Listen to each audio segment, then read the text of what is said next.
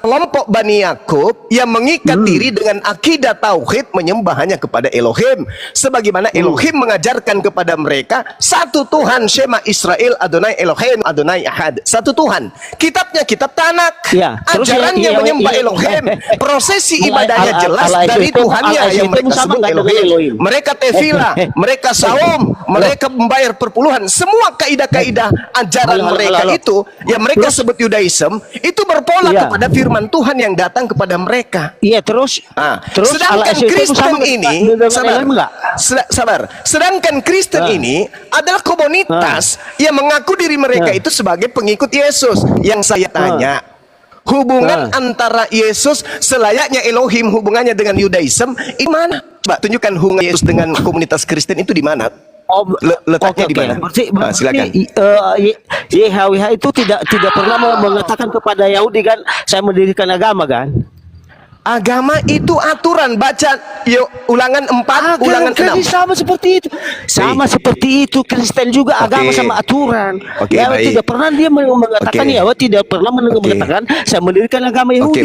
Sama seperti itu Yesus tidak pernah mengatakan saya mendirikan agama Kristen. Baik. Tenangkan diri Anda, tenangkan diri Anda. Tenangkan diri Anda. Asal ngocor aja itu ngomongnya. Tenangkan diri Anda. Keluaran 31, kita masuk ke data. Kita masuk ke data. Pikir yang bagus, jangan ini. Ada lagi yang Anda ingin katakan? Jangan diturunkan ya teman-teman. Masuk ke data kita ya. Keluaran 31 nomor 11, 12, 13, 14. Orang-orang yang menjadi pengikut atau penyembah Elohim diperintahkan untuk ibadah Sabat. Sabat Sabtu. Nah sekarang orang-orang yang mengikat diri, menyebut diri mereka adalah pengikut Yesus, ibadah Minggu.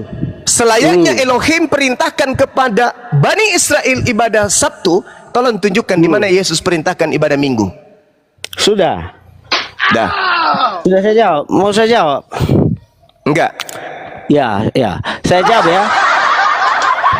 Begini, YHWH itu memulai pekerjaannya dari hari pertama sampai hari ke-6. Tidak ada hubungannya itu. Yang saya tanya Kristen yang saya tanya, perintahnya Yesus untuk ibadah Minggu itu mana?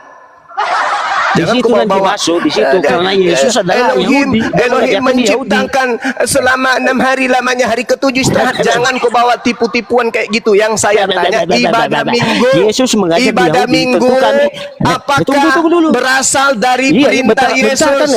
Saya jelaskan, dia mau jelaskan ini. Ibadah Sabat perintah Yesus, ibadah Sabat perintah Elohim. Minggu apakah perintah daripada? Bagaimana kita mau jawab kamu? Ngecabein mulut lu deh. Kan dia jawab ini. Hari Sabat perintah Elohim, hari Minggu perintah siapa? Ini saya mau jelaskan sama hari kau. Sabat perintah Elohim, hari Minggu perintah siapa? Saya mau jelaskan. Saya tidak butuh dijelaskan. Saya cuma tanya, hari Minggu itu perintah siapa? Maka saya menjelaskan. Anda tidak mau. Saya tidak butuh penjelasan.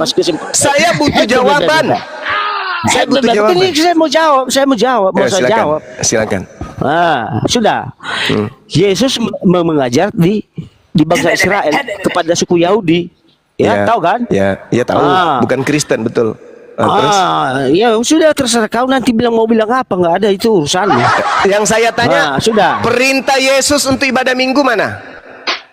Saya mau jelaskan. Jangan dijelaskan. Bagaimana saya mau menjelaskan? Saya butuh jawaban, Bung. Silakan. Iya kan saya mau jawab ini. Silakan. Sudah. Yesus mengajar di Yahudi, ya. Dari pertama itu ya menciptakan pekerjaannya, mulai pekerjaannya itu dari hari pertama sampai hari ke-6, ya. Sesudah itu ya berhenti dari pekerjaannya itu. Lalu dia memberkati hari ke-7 itu. Yang saya tanya perintah Yesus ibadah Minggu, cuplis. Jangan nipu-nipu, ini bukan gereja. Ini bukan gereja. Gereja. Saya mau jelaskan Anda memotong. Perintahkan ibadah Sabtu. Yang saya tanya, Yesus yang kau Tuhankan perintahnya ibadah Minggu mana? Silakan. Kita mau jelaskan Saya tidak butuh penjelasan. Saya tidak butuh penjelasan. Saya butuh jawaban. Mau menang sendiri. Saya butuh jawaban. Saya Guru, butuh guru jawaban. namanya guru, tapi Perintah ibadah minggu dari Yesus itu mana? Hei guru dah. Mau menang sendiri guru dah. Kita mau jelaskan motong terus. Saya tidak Berarti butuh mau menang sendiri penjelasan. kau itu. Sosok Saya guru, butuh guru di mana kau? jawaban perintah Yesus ibadah guru di mana minggu kau? mana? Guru di mana kau? Sampai kapan ilmu kau? Satu, Guru. dua, tiga, Guru. Karena aku sama empat, saya itu, guru kau. lima, Ya. Kan saya enam, mau saya jelaskan, ada tidak ini tujuh. ngoceh terus kau. Perintah Elohim ibadah hari Sabtu, Keluaran Iya, saya mau 31 jelaskan sama kau. nomor Saya mau jelaskan sama 14. kau ini guru dah. Perintah Paling Yesus terkenal, ibadah minggu paling hebat. mana? Saya mau jelaskan sama kau. Perintah Makanya Allah dia ibadah tulis hari dikit, guru Jumat. dah. Ya ayyuhalladzina Iya, amanu guru idza dah. Saya nudiya mau lis-salati jelaskan sama min kau, yaumil guru dah. jumu'ah. Seluruh Indonesia. Perintah Yesus ibadah Saya minggu mau mana? jelaskan sama kau guru dah, paling terkenal, paling hebat. Tidak ada satu pendeta yang melawan kau. Sudah hebat kau. Teman-teman sekalian, sudah ada melebihi jawaban Tuhan kau. Tapi ngocehmu terus saja, terus Sudah ada saja. jawaban nggak orang ini? Tidak mau mendengar jawaban. Sudah ada? Belum. Perintah ibadah hari Minggu sudah ada, teman-teman. Kan saya menjelaskan, saya mau menjelaskan sama kau. Mau nggak tim kau? Jangan dijawab nggak kau? Saya tidak butuh penjelasan, apalagi Iya, orang Mbak, tidak diam kau, berakal saya seperti jawab. Anda. Dia mau diam nggak kau? Saya jawab sama kau ini. Ya, Silakan. Silakan. sudah. Sudah. Tenang kau ya. Yesus mengajar kepada Yahudi. Dia tentu dia mengakui, tentu dia mengikuti aturan Yahudi. Sudah. Nah, terus ibadah Minggu siapa yang perintahkan? Yahudi itu ya bentar sekali saya mau jawab ini kan belum selesai. YHWH itu memulai pekerjaannya dari hari pertama sampai ke Apa hari hubungannya? ke-6. Saya Sesudah tidak dia butuh itu. Saya tidak butuh penafsiran. Saya butuh perintahnya ibadah Minggu mana? Kau sosok guru ndak kau ini bukan Perintah hari Sabtu ada. Keluaran 31 nomor 14. Perintah hari Jumat, perintahnya ada dalam Al-Quran surah Al-Jumu'ah. Sekarang perintah hari Minggu mana perintahnya? Silakan. Kau nggak berani melawan saya karena saya memberikan data yang sesuai. Ya, silakan datanya perintah hari Minggu, silakan. Kau terus memotong. Kan saya menjelaskan. Ada terima perintah ibadah Minggu, Kan silakan. saya menjelaskan ini. Saya tidak butuh Kamu penjelasan. terus memotong. Saya tidak butuh penjelasan. Sebutkan perintahnya dulu. Sebutkan perintahnya dulu. Sampai di mana ini Baru kau? Anda Kau jelasin. Dibilang guru dah dari mana kau? Guru dah Jelaskan apa? itu nanti setelah Anda menunjukkan kemudian data perintah hari Sama aja Minggunya. watak kalian itu sinandar. Kau juga. Perintah hari Udah Minggunya salayani mana? semua itu. Udah salayani itu semua kalian. Perintah hari Minggunya Nggak mana? sesuai ilmu kalian. Ya. Perintah hari Minggunya mana?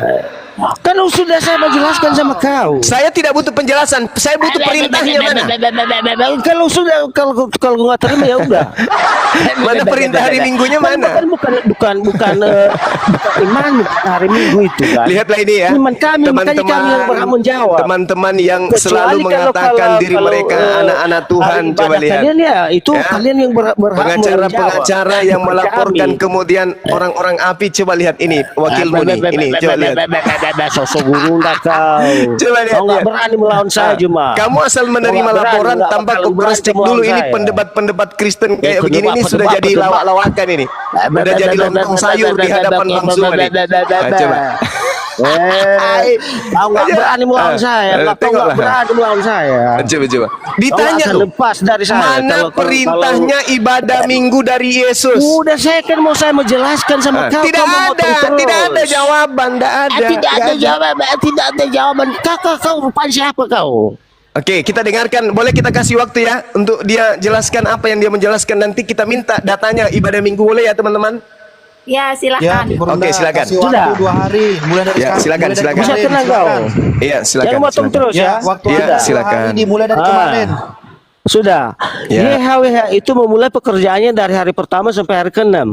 YHWH itu dia berhenti pada hari ke-7, ya. Pada hari ke-7 itu dia memberkati segala pekerjaannya itu, baik hewan maupun manusia maupun segala macam. Dia berhenti di situ. Disitulah namanya disebut hari kudus, ya. Ya, terus. Tapi Kristen itu perhitungan Ya. hari itu ya beda-beda. Orang Yahudi menganggap hari ke-7 itu hari Sabat, hari Sabtu. Tetapi orang Kristen menghitung hari itu yang jatuh pada hari ke-7 itu adalah hari Minggu. Nah, di situ letaknya. Ya tergantunglah namanya kepercayaan masing-masing. Nggak usah kita istilahnya bilang ini yang benar, itu yang benar, ya. Yang Karena saya itu- tanya apa tadi? Sudah selesai atau belum? Aduh, kan udah ini saya jawab. Hari Sabat itu hari kudusnya Tuhan, hari pemberhentian Tuhan untuk menguduskan, memberkati hari pekerjaannya itu dari hari pertama sampai hari ke-6. Ya, hari ke-7 itu dianggap oleh orang Yahudi itu jatuh pada hari Sabat. Orang Kristen menganggap hari kudus itu hari Sabat itu jatuh pada hari ke-7 yaitu hari Minggu.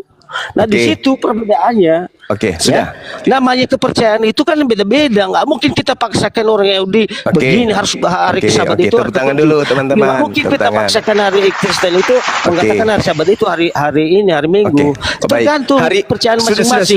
Yang penting yang mereka imani itu hari ke-7 Ya, itu adalah hari pemberhentian Oke, Tuhan sudah. untuk memberkati dari segala pekerjaan.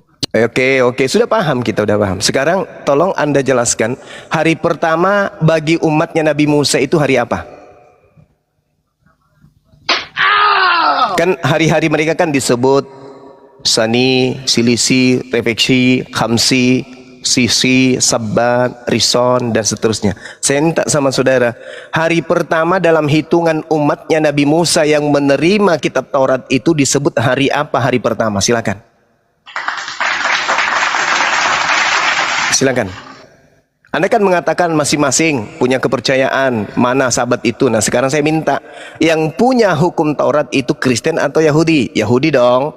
Yang tahu tentang kitab Tanakh Kristen atau Yahudi? Yahudi dong. Yang tahu hari Sabat itu Senin, Selasa, Rabu, Kamis, Jumat, Sabtu atau hari apa? Yahudi dong, karena dia yang punya. Nah, saya ingin uji Anda nih. Saya ingin uji. Hari pertama dalam hitungan hari bagi umatnya Nabi Musa itu pada hari apa dan disebut apa dalam bahasa Ibrani? Silakan. Saya kasih pilihan. Ada Sisi, ada Kamsi, ada Revisi, ada Sizi, ada Shani, ada Rishon, ada Syabat. Silakan pilih yang mana hari pertama di dalam hitungan orang Yahudi. Anda sebut-sebut tadi Gurunda kan? Nah, Anda ketemu Gurunda ini. Saya sudah berusaha merendah-rendahkan ilmu saya serendah-rendahnya untuk mencapai levelmu, tapi kau nyinggung-nyinggung saya angkat kau naik pada level yang agak tinggi sedikit. Tunjukkan hari pertama Bisa dalam saja. hitungan Tenang, kau, bahasa. tenang, sudah. Oke, silakan. Coba tunjukkan kepada saya di dalam kitab Tanakh itu bahwasanya mengatakan hari pertama itu hari Senin. Hitungan dulu, hitungan. Nggak ada, memang nggak ada di dalam kitab Tanakh itu nggak ada. Hitungannya itu Dalam hari pertama, hari tradisi kedua, sampai hari Yahudi, ke-7. dengar. Dalam Iya. coba sebutkan hari pertama bagi hitungan Yahudi itu hari apa? Nggak ada keterangan dalam Alkitab itu, maupun di dalam kitab Tanakh. Ini bukan dalam kitab. Dalam tradisi Yudaism hari pertama itu apa? Kan mereka yang tahu. Betul. Hah? Kami Hari apa? berpacu pada kitab. Kami berpedoman pada kitab-kitab itu. Oke, Hah? di mana dituliskan di dalam Bible bahwa hari ke-7 itu hari Minggu? Nggak ada juga, tapi Ya. menurut perhitungan kalender Masehi. Tadi rujukannya katanya Bible. Saya minta di Bible hari ke-7 itu hari Minggu mana tertulis? Dia dihitung menurut ini perhitungan kelahiran Yesus. Saatnya Anda ditertawakan. Nah, sekarang hari Sabat menurut Yahudi hari apa? Sabtu atau Minggu? Kalender itu. Gue tanya kalender dulu. sekarang apa? Menurut Yudaism, hari Sabat itu Enggak. Sabtu atau Minggu? Dia hari Sabtu, saya akui itu. Terus dari mana Kristen mendapatkan materi bahwa hari Sabat itu Minggu? Itu saya bilang tadi. Kalender sekarang. Bentar dulu, bentar. Allahu Akbar, Masya Allah. Ketika orang Yahudi berbicara Yom Rishon atau berbicara mengenai Yom Shabbat, mereka menghitung hari pertama Rishon, hari kedua Shani, hari ketiga Sirsi, hari keempat Revisi, hari kelima Khamsi, hari keenam itu Sirsi, hari ketujuh itu Sabat. Di mana terkutip itu? Hah? Kita mana terkutip itu? Sekarang di mana tertulis di Bible bahwa hari ketujuh hari Minggu? Ada. Hari ketujuh itu ya dimulai dari perhitungan kelahiran Yesus.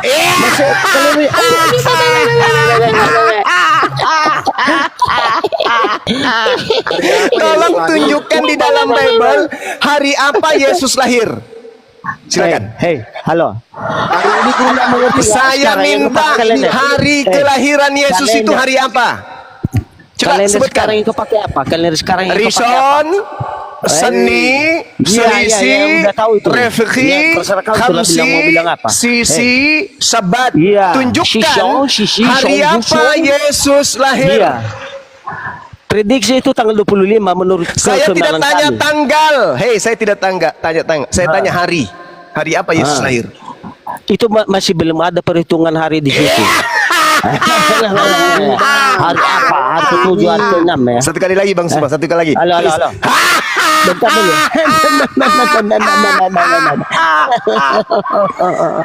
Lalu dasarmu mengatakan Sabat itu minggu apa, Cak Ayu? Kalender sekarang yang kau pakai apa? Iya, kalender sekarang. Itu kalender perhitungan kelahiran Allahu Yesus yang kau Akbar. pakai itu. Akulah Yesus yang kau aniaya. Makhluk inilah yang menyesatkan kamu. Makhluk yang mengaku Yesus inilah yang membimbing kamu seperti sekarang. Anda secara tidak langsung mengaku kelahiran Yesus. Ya, Anda secara tidak langsung memakai kalender sekarang itu kalender Masehi. Secara tidak langsung Anda mengaku kelahiran Yesus Kristus. Makhluk inilah karena yang dibuat yang itu oleh orang membuat kau Nasrani. uring-uringan seperti sekarang ini. Makhluk yang mengaku inilah yang membimbingmu aneh di sini. Saya ulangi teman-teman. Saya diturunkan kita ulang dia ya teman-teman. Yesus ke dunia. Sifat, nah kalau dia nggak bisa jawab langsung aja. Memalukan gereja ini, memalukan pengacara yang melaporkan api. Ya, kita tanya ke dia. Keluaran Anda secara 31. tidak sengaja mengaku kelahiran Yesus. Itu ayat nomor 14. Di situ ada perintah Sabat, dan Sabat bagi Yahudi itu hari Sabtu sampai hari ini.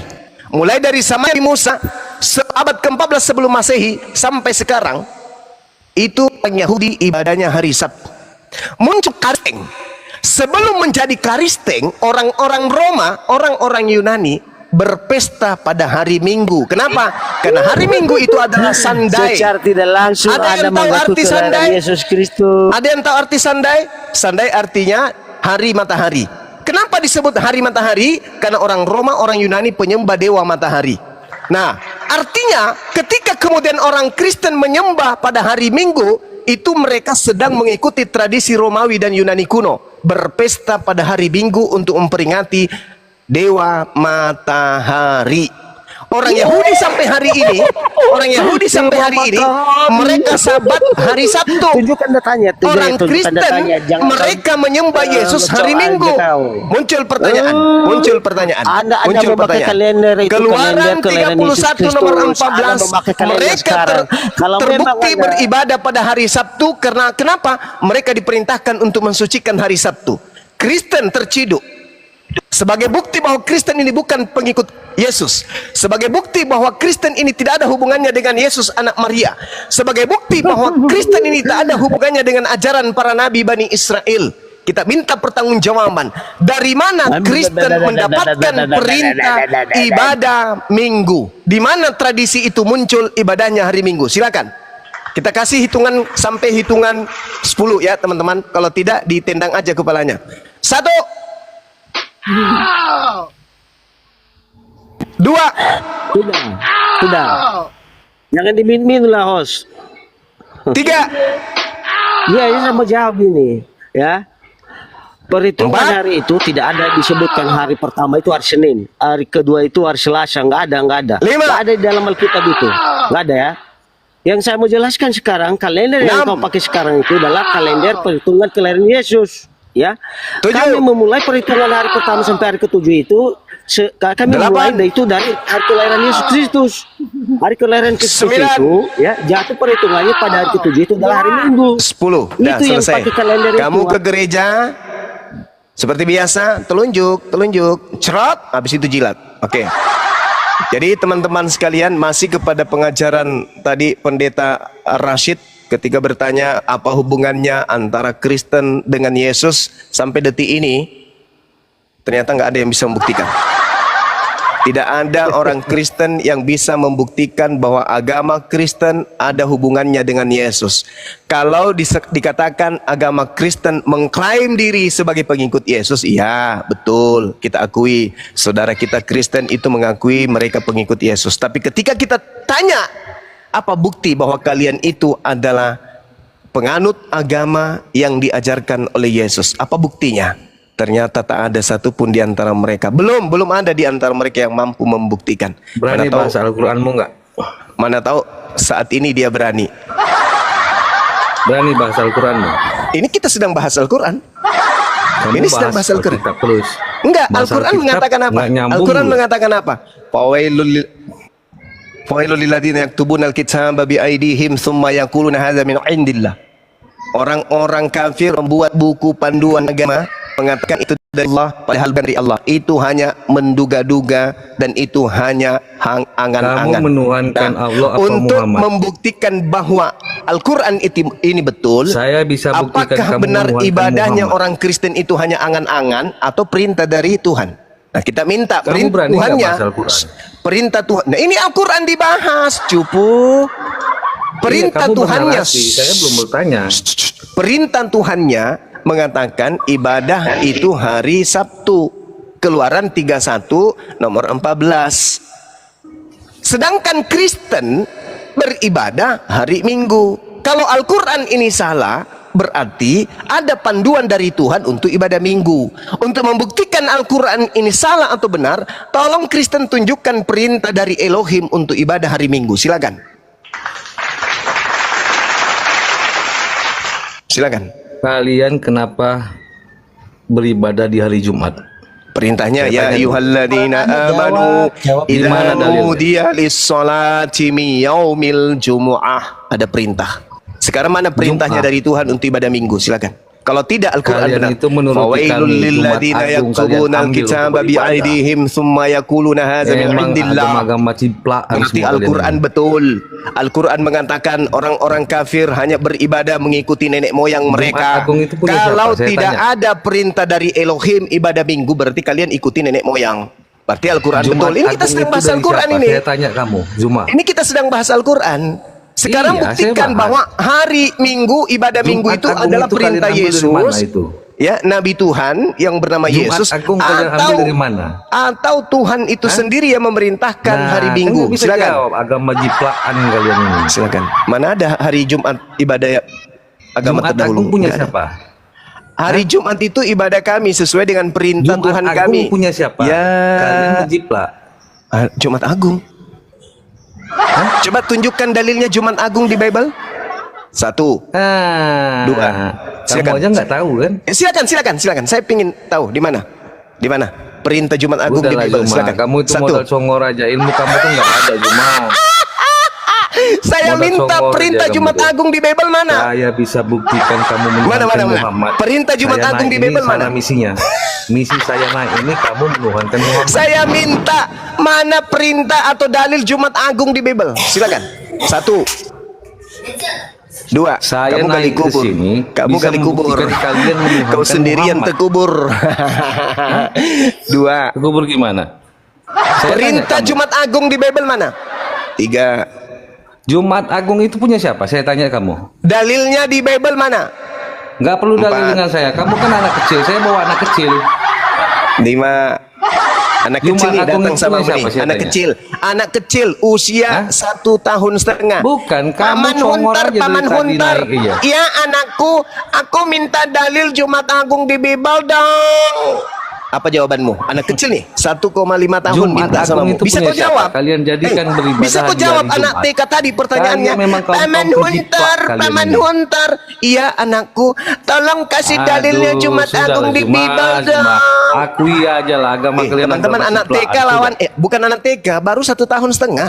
Gak bisa dia Aduh, jawab Jumat, pertanyaan anak Jumat. TK. Makanya jangan Mana bahas-bahas perintahnya itu. Jumat Agung Kau di baru saya kasih Bible? pertanyaan begini udah bingung kau kan? Jumat Agung Ini aja kau cuman nggak tahu. upaya ikut-ikutan. Hah? Kalian caplok, Ikut-ikutan Jumat kalian jadikan berkah. ibadah Maka hari di Indonesia Jumat. dibuat juga Jumat Agung. Aduh, Ikut-ikutan. Jumat. Kalau Akuilah tidak kalian ikut-ikutan, agama jiplak. tunjukkan Sudah. dalilnya. Mana dalilnya? Jumat Agung. Nggak perlu dalil sama kau, percuma dikasih dalil Mana kau dalil? pleseti juga. Mana dalil? Hah? Kasih Mana dalil dalil? juga bakal kau pleseti kan? Mana Itu dalil? dia Kau yang kan? baca, kau yang baca. Kamu yang baca. Kamu Nggak usah baca. Kamu yang baca. Jadi Kamu kamu baca. ini nggak perlu saya kasih dalil-dalil. Oh, Karena kamu ini anak kecil yang modal songol, yang sakitnya. nggak perlu saya kasih Ngomong tak dalil. ada dalil, dimintai Hah? dalil tak ada dalil. Oh Ya malunya. jelas kalian Jumat Agung kalian jadikan ibadah hari kalian. Malunya. Memang umat-umat jiplakan dari Alkitab kalian ambil semuanya. Bantu saya Kalian dong. mau ngomong klaim-klaim Allah malunya. juga. Ketik di bawah Aduh, dong. Oh Jumat, Jumat. malunya. Oh Bukan malunya. masalah malu itu. Kalian dikasih Minta dalil Jumat Agung. Kalian Dibilangnya jadikan hari Jumat ibadah itu kalian kita di yang hari niru-niru. Kita minta dalilnya Kalian ternyata umat nggak ada. Islaman. Jumat Agung hanya istilah untuk menyaingi hari Jumat berkah. Karena mereka ini Aduh, adalah agama kalian plagiat, pleseti lagi. agama yang Sudahlah, suka kalian kamuflase. kalau mengakuinya Inilah agama ya, mereka Jumat yang Agung suka itu kalian niru-niru, jadikan yang suka ibadah nipu-nipu, yang suka mengelabui, Kalian yang hanya menipu. untuk pemurtadan. Ketika kita angkat Mencontek suara, dan menjiplak penghujat, itulah kerjaan kalian di penista, Quran kalian. Sehingga kalian menuangkan hadis dan laporkan. Padahal Kalian sudah tidak percaya tidak lagi sama sadar Allah, agamanya Al-Quran. itu semuanya palsu. Tuhannya palsu. Sudahlah, Yang kalian palsu, harus mengakui lah, umat agamanya jiplakan palsu, kalian. apa hari Karena ibadahnya apa? palsu. Hadis aja kalian Semuanya agung-agungkan daripada palsu. Al-Quran. Gimana? Sementara Al-Quran itu firman Allah. Kalian Nah, tidak kita hitung ya, kita hitung 10. Kalau nggak ada tendang lagi, suruh ke gereja. Tolong tunjukkan dalilnya. Hari Sabtu itu minggu apa ibadah minggu dan Jumat Agung di dalam Bible. 1, 2, 3, 4, 5, 6, 7, 8, 9, 10. Dah turun. Kau ke gereja seperti biasa. Jurus telunjuk maut. Celup. Habis itu jilat. Cium dulu sebelum Anda jilat, cium dulu. Mana tahu ketika Anda cium, oh ini baunya kayak beda deh. Ini baunya ini rada-rada. Nah, kapan Anda sudah bisa membedakan antara bau parfum yang harum dengan itu telunjukmu, berarti Anda sudah ada indikasi bisa sembuh. Kalau belum, berarti Anda masih parah. Jadi berapa yang gugur? Assalamualaikum warahmatullahi wabarakatuh. Alhamdulillah. Waalaikumsalam warahmatullahi wabarakatuh. Waalaikumsalam. Sudah berapa yang gugur? Ada 4 juga. Sudah 4. Sudah 4 yang gugur. Ini iman nih, dan cuma ini iman. Ya, silakan. Bang Zuma itu. Iman dengan itu Kazumi. iman itu hanya ada di Islam karena iman itu adalah implementasi tertinggi dalam keagamaan. Iman sama dengan akal. Saya bacakan dalil dalam kitabmu ya. Dalam kitab Yakobus 2 nomor 26. Sebab seperti tubuh tanpa roh adalah mati, demikian jugalah iman tanpa perbuatan adalah mati. Kalau iman tanpa akal, apa namanya? Contoh, Tuhan mati, Anda imani. Nah, iman seperti ini tanpa akal apa namanya? Boleh nanya nggak Juma? Ini pertanyaan. Enggak, saya mau nanya kamu dulu. Ini, nama kamu iman, padahal iman itu berasal dari Islam. Tidak ada di Kristen itu iman. Di Indonesia baru ada kata iman. Dengar, Bung. Iman itu hanya ada di Islam. Diambil dari kata amana yu'minu, yang artinya kejang-kejang. percaya atau membenarkan. Tak ada di Kristen itu kata iman, tak ada. Kalau Itu kau cuma niru-niru. cerdas, kalau kau Iman cerdas, itu jangan cuma hanya bertanya. kata yang lagi-lagi diambil Harusnya dari kau itu Al-Quran. kalau Di cerdas, Kristen itu tak ada katanya kau iman. cerdas. Karena iman itu Masa adalah kayak si buah. Cuma ini mau kau kalian Iman itu gabung-gabungkan? adalah saripati. Iman itu adalah sesuatu intisari dari akal. Nah, Kristen menjadi Kristen bukan proses akal, tapi percaya saja. Maka di Kristen tidak ada level iman. Yang ada hanya apa? Pisti, kepercayaan. Dalam bahasa Inikah ini. yang kalian agung-agungkan orang Islam? Si Cuma kayak gini yang goblok? Jangan sampai Anda yang kelima. Hah? Jangan sampai Anda yang kelima.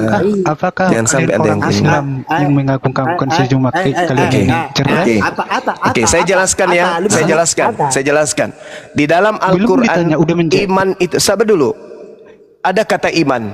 Coba dulu orang Islam. Belum Kemudian, ditanya udah menjelaskan. Coba. iman ini sendiri berasal dari kata yu'minu, Apa nggak amanna. Artinya Malu kalian orang yakin Islam mengagung-agungkan si atau Cuma kayak gini, membenarkan. gobloknya.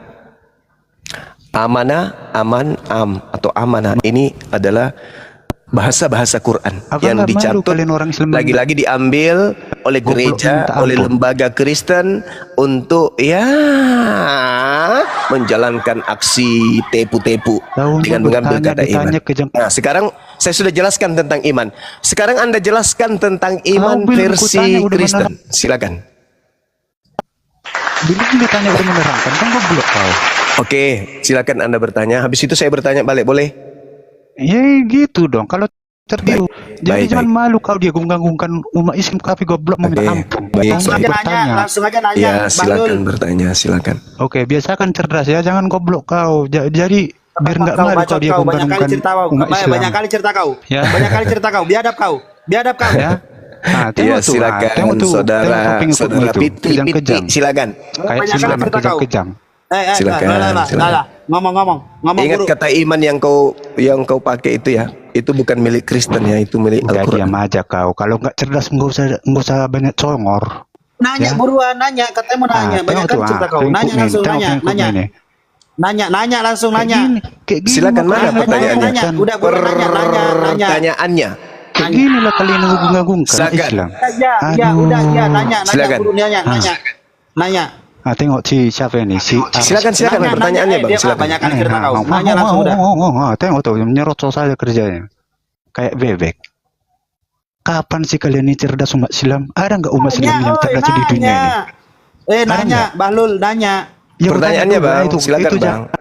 Pertanyaannya Bang, silakan. Pertanyaannya, ada nggak umat Islam yang cerdas di dunia nih? Umat Islam itu adalah umat yang berakal. Ada nggak? Ku bilang ada nggak? Ada nggak? Umat Islam itu semuanya cerdas. Ada nggak? Semua umat Islam itu cerdas. Contoh Siapa kau misalnya, cerdas? kalau di Enggak, kau tanya kau Indonesia, cerdas nggak? contoh misalnya di Indonesia, Enggak tahu. dengarkan. Contoh misalnya di Enggak, Indonesia, aku tanya dulu. Anda bertanya loh. Aku tanya. Anda bertanya loh. Saya menjelaskan kok Anda tidak diam. Enggak kau, aku tanya dulu. Oke. Penemu ilmu hitung itu dari Islam atau dari Kristen? Jawab dulu. Gue tanya dulu. Yang menemukan ilmu hitung, Saya itu tanya, siapa? Islam atau Kristen? Gue tanya dulu. Gue tanya dulu sama. Siapa? Yang menemukan ilmu hitung itu Saya dari tanya. Islam atau dari Kristen? Jangan Kalau kejang-kejang kami- dong, jangan mute dong. Masa Kalau orang kami jelas, masa orang cerdas penemu main mute? ilmu matematika itu berasal dari Islam, Al-Khawarizmi. Nah sekarang tolong Orang cerdas tunjukkan kok- nama penemu dari agama Kristen yang menemukan ilmu matematika. Mana Silakan. ini Islam? Kalian Silakan Bang. di room kalian kejang-kejang Silakan. terus, main mute terus, main kejang-kejang. Di room kalian Pertanyaannya saya kejang-kejang sudah sendiri. jawab kan. goblok namanya. Adakah di Islam itu orang cerdas? Ku jawab. tengok. Yang menemukan ilmu matematika, mute aja, main mute. Al-Khawarizmi. Main Oke. mute terus. Sudah ku jawab. Sekarang Main giliran mute saya terus, bertanya. Sekarang saya bertanya kepada saudara. Main- Galatia 4 nomor 19. Ini pertanyaan saya. Main mute terus. Di situ ada kata Terus, oh. Odino. Odino itu bahasa Terus, Yunani aduh. artinya sakit pada Siapa, masa siapa? Siapa bersalin. umat Islam yang Pertanyaan saya, siapa umat Islam yang pertanyaan saya, kapan Paulus hamil? Sejak kapan Paulus hamil? Itu pertanyaan saya. Saya baca Siapa? dasarnya di Galatia 4 nomor 19. Hai anak-anakku, Siapa umat karena Islam yang kamu cerdas aku itu? menderita sakit bersalin lagi Siapa sampai rupa Kristus menjadi nyata di dalam kamu. Pertanyaan saya, siapa yang menghamili Paulus? Silakan.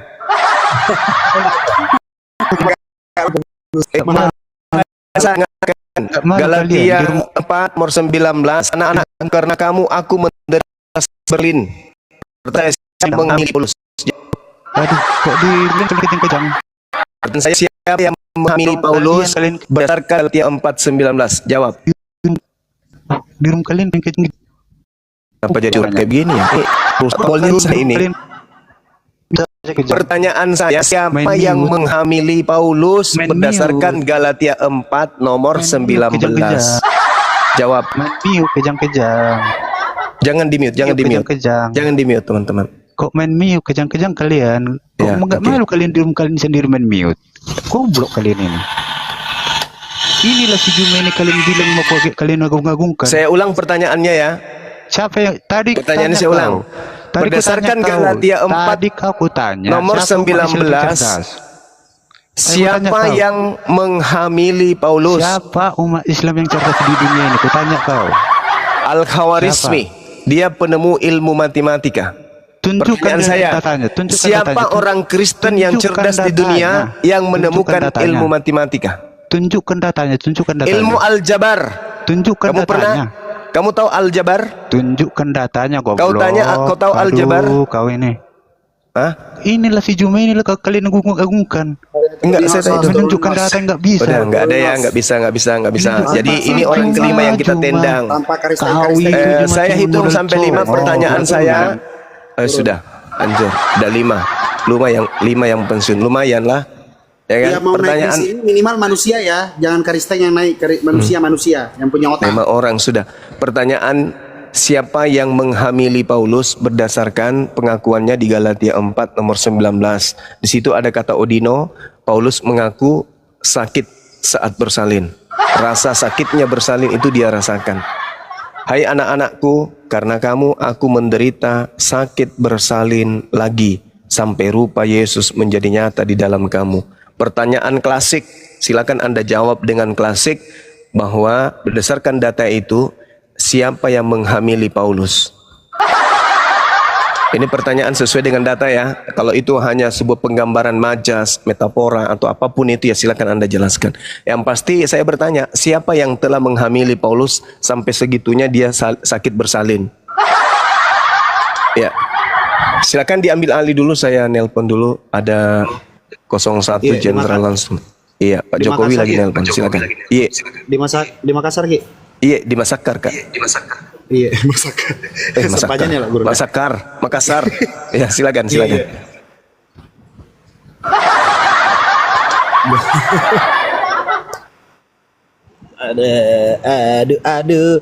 Aduh buyung, mengapa lupa padaku?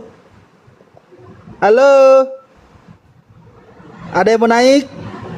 Halo, minimal yang naik itu astagfirullahaladzim.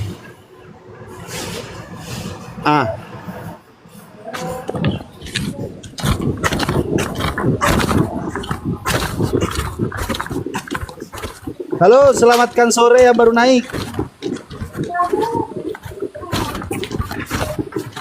BBM. Hai. Halo. Pak Arif, kayaknya noise banget Pak Arif. Manulang, selamatkan sore. Host, ini Bang Arif di mute dulu deh.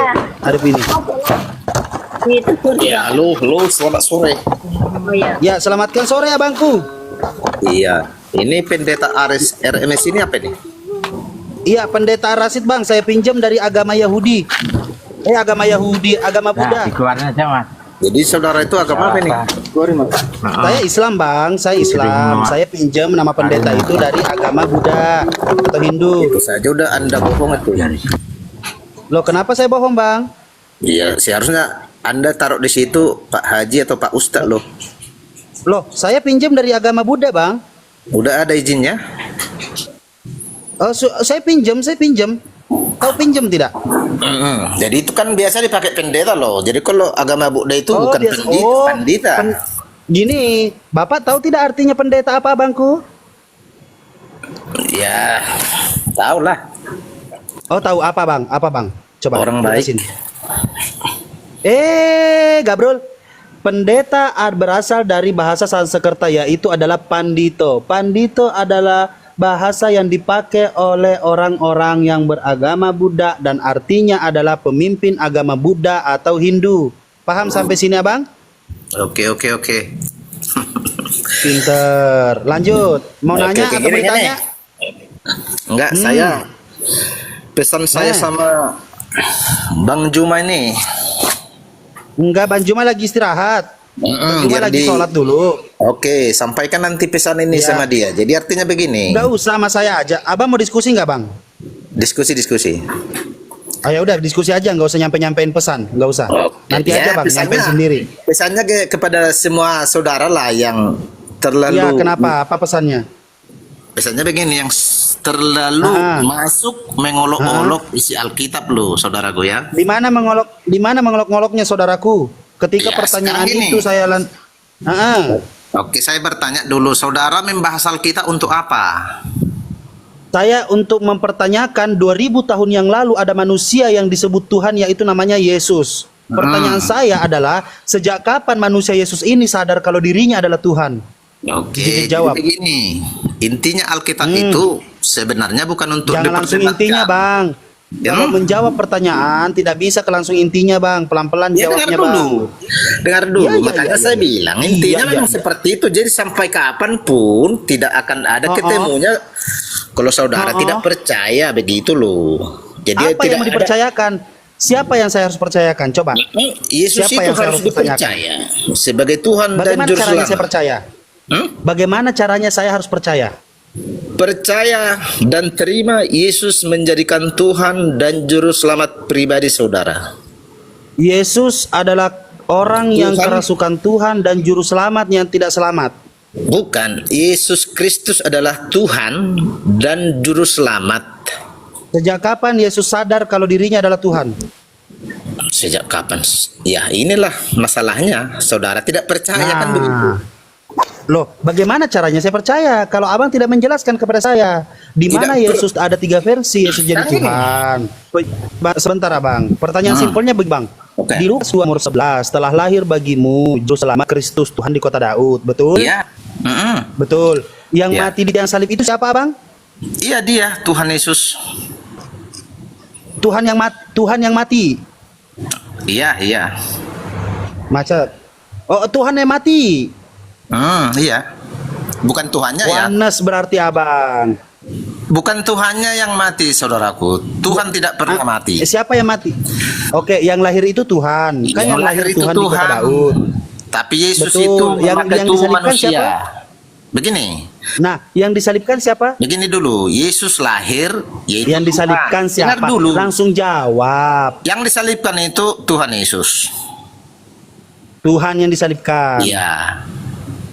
Nah, Tuhan yang menderita di tiang salib begitu. Tuhan terkutuk. Iya. Tuhan diludahi, digampar, Iya. dicolok perutnya pakai tombak, itu Tuhan. Betul ya, betul.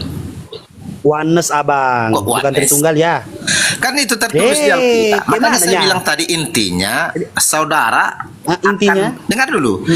Manusia atau saudara siapapun orangnya tak akan bisa ketemu kalau tidak percaya dulu baru memahaminya. Jadi kalau saudara dengar dulu. Kalau saudara memahami dulu tidak akan tidak akan ketemu. Oke, saya memahami bahwasanya Yesus kerasukan Tuhan. Setuju tidak? Kerasukan Tuhan di mana tertulis? Nah, penjelasannya kerasukan adalah di mana seseorang melakukan sesuatu di luar dari manusia biasa pada umumnya karena adanya kendali roh di dalam dirinya. Kan begitu? Beda. Ada Beda. duinatur. Duinatur Sekarang dengarkan, gini. dengarkan dulu. Duinatur Ya. itu adalah kemanusiaan dan roh keilahian. Pada Iya. saat dijelaskan di mana Roma 14 nomor 9, sebab untuk itulah Kristus telah mati lalu bangkit kembali. Kan Iya. begitu. Pada Iya. saat dia mati, roh ilahi itu tidak ada dalam dirinya. Pada saat dia bangkit lagi, roh ilahi itu masuk dalam diri Yesus. Apakah itu kerasukan Tuhan? Itu bukan kerasukan, kawan. Apa namanya? Makanya kita kalau menafsirkan kan jadi mengejek, mengolok-olok jadinya kan. Bukan Bang. Kalau Ya. Yesus Makanya bangkit dari gini, kematian lalu kalau melakukan kerasukan ini artinya arahnya jadi memahaminya negatif, kan begitu. Loh, makanya Bang, ada kesurupan, orang Bang. seperti ya, dengar dulu. Makanya seperti yang abang bilang itu, Bang, ada dengar saya dulu. bukan saya tidak bilang kesurupan, saya bilang kerasukan. Kalau Kesurupan kerasukan atau karena kerasukan adanya sama kendali aja. roh. Oh, tidak sama, Bang. Kesurupan Kalau kesurupan atau itu adalah kerasukan sesuatu sama yang aja, Bang. Hah? kayak mananya. Kerasukan atau kesurupan sama aja lo, artinya negatif lo, kan begitu. Iya, udah terus. Jadi makanya kalau itu nanti abang bawa, makanya saya bilang jadi akhirnya kan mengolok dan mengejek jadinya. Memang sudah tertulis seperti Mengolok itu. dan mengejek, Bang. Buktikan kepada saya bahwasanya oke, kalau memang Anda mengatakan saya mengolok atau mengejek, buktikan kepada saya bahwasanya Yesus itu tidak kerasukan. Memang tidak kerasukan, memang dia Tuhan kok. Kok kerasukan? Oke, definisi kerasukan menurut Anda apa, Bang? Gini.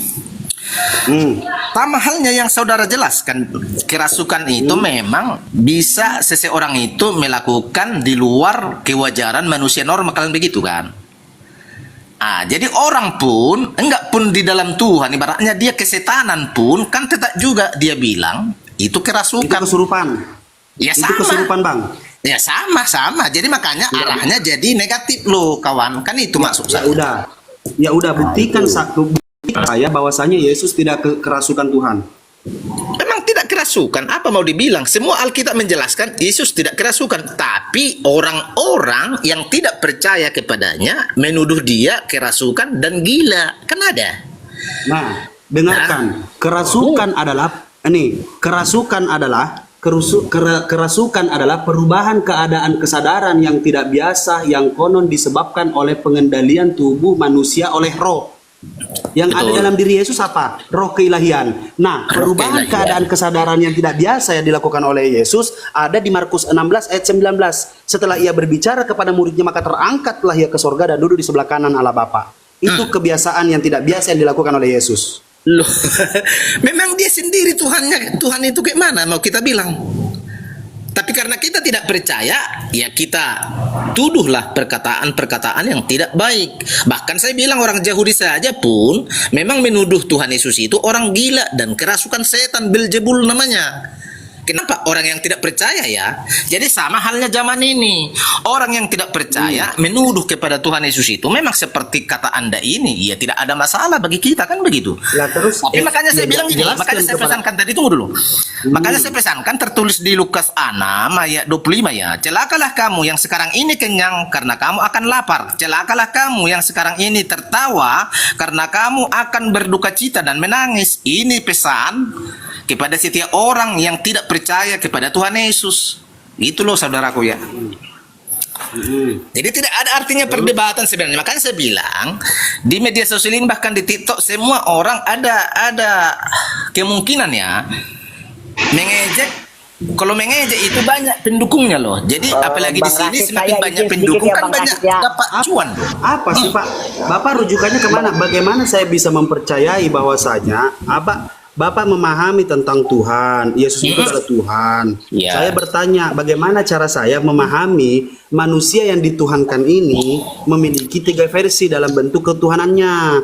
Ada pada saat lahir dia sudah Tuhan, ada disalibkan dijadikan Tuhan, ada dia penyebabnya jadi Tuhan, dia harus mati dulu. Oke. Jadi untuk percaya kepada Yesus itu adalah Tuhan, kita harus kembali sebelum perjanjian lama. Bentar Pak, belum jamnya Pak, saya masih di kantor Pak, disuruh kembali. Saya masih di kantor. Bentar kembali Pak. Nanti sore hari dikit. Kita harus belajar kepada perjanjian lama tentang nubuatan Tuhan Yesus Kristus. Itu yang mana dipelajari. Yang mana nubuatan Tuhan Yesus Kristus? Apakah di perjanjian lama ada disebut namanya Tuhan Yesus Kristus? Belum memang, tapi namanya Immanuel akan lahir bagimu. Wah, mulai dari kitab Mika, Pak, kitab yang Yesaya, begini kitab aja deh, Pak. Yeremia, Gini bahkan di aja deh, Pak, ulangan yang juga. menciptakan gini, yang menciptakan manusia di muka bumi ini Tuhan bukan sih? Tuhan, Tuhan. Yang lahir di muka bumi ini, yang dilahirkan Bunda Maria, Tuhan bukan sih? Tuhan. Bingung Tuhan. kan? Anak kandung menciptakan ibu kandung untuk melahirkan Tuhan. Itulah Anak, persepsi. apa jadi Tuhan menciptakan?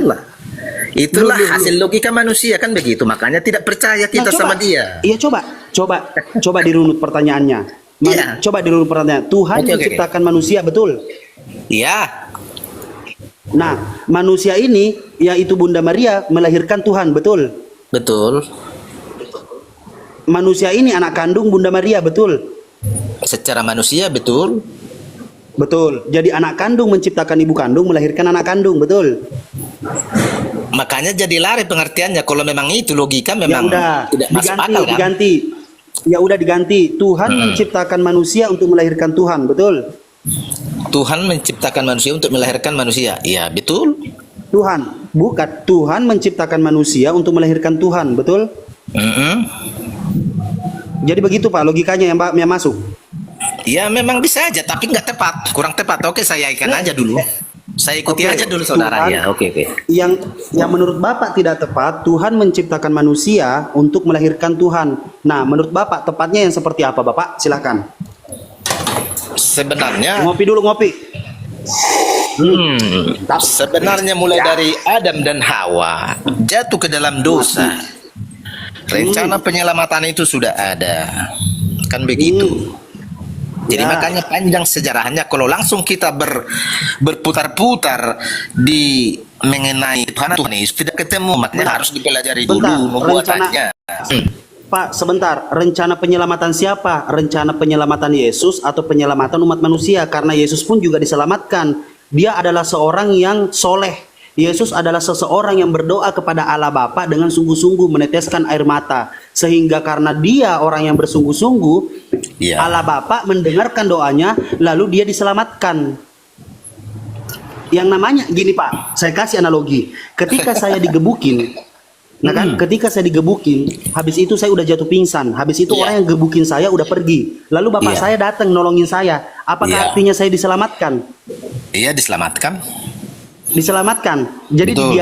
jadi setelah saya digebukin, habis itu setelah saya digebukin, orang udah capek gebukin saya, baru bapak saya datang ngambil saya, itu diselamatkan menurut bapak. Ya karena digebukin tadi ya memang diselamatkan. Makanya itu kan beda versi. Kan itu udah dua oknum. Dua oknum. Dua Jadi pribadi. diselamatkan apa gimana nih? Bapak dan anak, seperti saudara bilang kan, bapak saudara dan dengan saudara. Berarti dua orang kan begitu kan? Yang namanya diselamatkan Pak, sebelum saya digebukin, bapak saya udah datang duluan. Iya. Melindungi saya, itu namanya diselamatkan. Iya. Nah, sedangkan di dalam Bible Bapak dikatakan, karena dengan doanya yang sungguh-sungguh, Allah Bapak mendengarkan doanya, makanya dia diselamatkan. Otomatis, kalau Yesus diselamatkan, berarti nggak sempat disalibkan. Begitu ceritanya. Loh, di mana tertulis tidak sempat diselamatkan, lalu tidak disalib?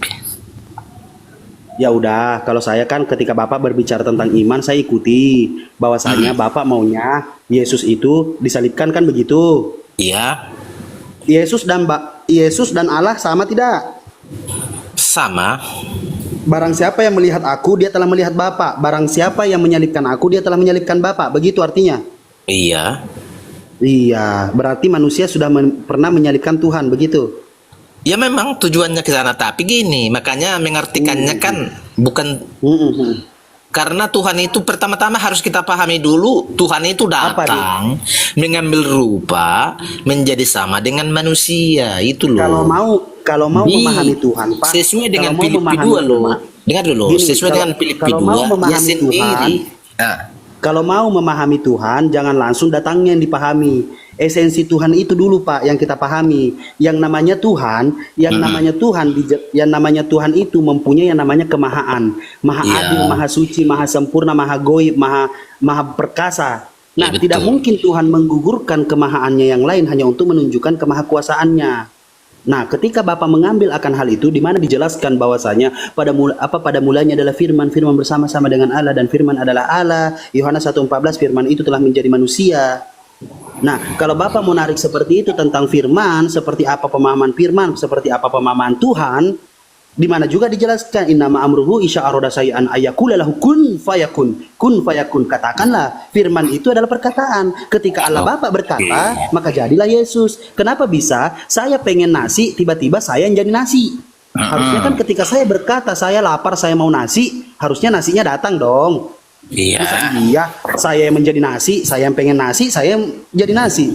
Cemana itu? Oke. Jadi begini, posisi Tuhan Yesus itu begini ya, di Filipi 2 ayat 6 ya, yang walaupun dalam rupa Allah tidak menganggap kesetaraan dengan Allah itu sebagai milik yang harus dipertahankan, melainkan telah mengosongkan dirinya sendiri dan mengambil rupa seorang hamba dan menjadi sama dengan manusia. Makanya dia bisa disalibkan.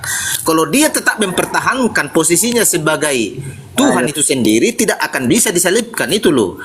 Dan dalam keadaan sebagai manusia, ia telah merendahkan dirinya dan taat sampai mati, bahkan sampai Serendah mati apa, Pak? di kayu salib. Serendah apa Tuhan merendahkan dirinya? Serendah-rendahnya sebagaimana manusia yang paling hina. Sampai dia terkutuk gitu ya, Pak? Iya, karena manusia itu Jadi, sudah Pak, terkutuk. Jadi Tuhan itu rela untuk mengambil kutuk manusia itu kepada dirinya. Makanya dia dibilang terkutuklah orang yang digantung di kayu salib. Galatia 3:13 kan begitu. Jadi nih, jadi saudara tak percaya kepada Tuhan Yesus Kristus, saudara akan menanggung dosa saudara sendiri, terkutuk gitu loh saudaraku. Bang Rasid, izin Bang Rasid, sedikit aja Bang Rasid, sedikit. Tadi kan dia mengatakan kami Muslim ini mengolok-olok Bang ya. Iya. Saya akan bawa ya tiga kalimat, 3 ayat yang sering dibawa oleh saudara Kristen ini ya. Apa tuh? Abang percaya Allah itu roh ya, percaya nggak? Percaya, sebagaimana kitab suci menuliskan ya. Yang kedua, ya sebentar Bang. Yang kedua itu Bapa itu di surga ya. Iya. Betul ya? Iya. Yang ketiga, roh Allah itu melayang-layang di atas permukaan air, bener ya? Nah, yang mau saya tanya, ini Bapak yang roh ini, yang Allah ini di surga apa di atas permukaan air? Ya namanya Tuhan yang satu di mana aja ada, datang, maha hadir. Loh, tapi Anda berdoa selalu mengatakan demi Bapa di surga. Nggak pernah ada yang berdoa demi Bapa yang di atas permukaan air. Siapa ini yang benar, yang mana ini? Sama aja, namanya Tuhan itu. Oh, nggak Tuhan. bisa Anda nggak bisa bilang sama. Makanya Anda jangan mengatakan mengolok-olok. Alkitab Anda sendiri, Bible Anda sendiri yang membuka peluang untuk kami bertanya seperti mengolok-olok ini, Pak. Ya, sekian. Terima kasih. Lanjut, Pak Pendeta. Oke, jadi begini, maksud saya mengolok-olok ini tadi beda orang bertanya. Kalau nggak masuk akal lagi kalian dalam Alkitab iman Kristen ini, seharusnya katakan adalah iman kalian loh, siapa tahu kita sama-sama jualan gini kan. Saya jual makanan, saudara juga jual makanan, saudara juga jual makanan. Pasti kita promosikan resepnya, ini makanan yang paling enak gitu loh. Bukan justru sebaliknya, makanan saudara yang saya bahas, padahal jualan saya nggak saya promosikan. Itu yang saya lihat gitu loh saudara ya. Jadi kalau kita, makanya kami ini begini, kekristenan itu begini, karena itu beritakanlah Injil kepada segala makhluk. Itunya intinya, bukan membahas kitab orang lain, bukan membahas iman orang lain. Jadi kalau saya memberitakan Injil kepada orang, kepada siapapun, kalau saudara percaya, puji Tuhan, saudara selamat. Kalau saudara tidak percaya, ya itu urusan saudara, kan begitu. Jadi jangan seperti yang dibilang Bang Juma tadi, engkristenisasi, kan begitu. Itu namanya akan terbalik situasinya. Saudara lah menawarkan, ini loh ajaran Islam yang benar, masuk surga begini. Iya, siapa tahu tawaran saudara itu masuk akal, kan begitu, diterima orang. Itu yang saya maksud. Jadi coba kita berdiskusi yang baik, seperti coba kalian rombaklah, bikin room, kalian tawarkanlah ayat-ayat suci Al-Quran. Kami juga begitu, tidak Pak. membahas begini, Pak. iman orang lain. Saya paham maksud Bapak. Ya. Ya, saya paham maksud Bapak. Begini Pak, kenapa kami mempercayai yang namanya Al-Quranul Karim dibawa oleh Rasulullah SAW? Karena semua ada runutannya. Bagaimana runutannya itu? Allah Subhanahu Wa Taala berfirman melalui dibawa oleh malaikat Jibril untuk menemui Rasulullah SAW, dan Rasulullah menerimanya lalu disebarkan kepada umat manusia di muka bumi ini, yaitu terutama adalah Muslim.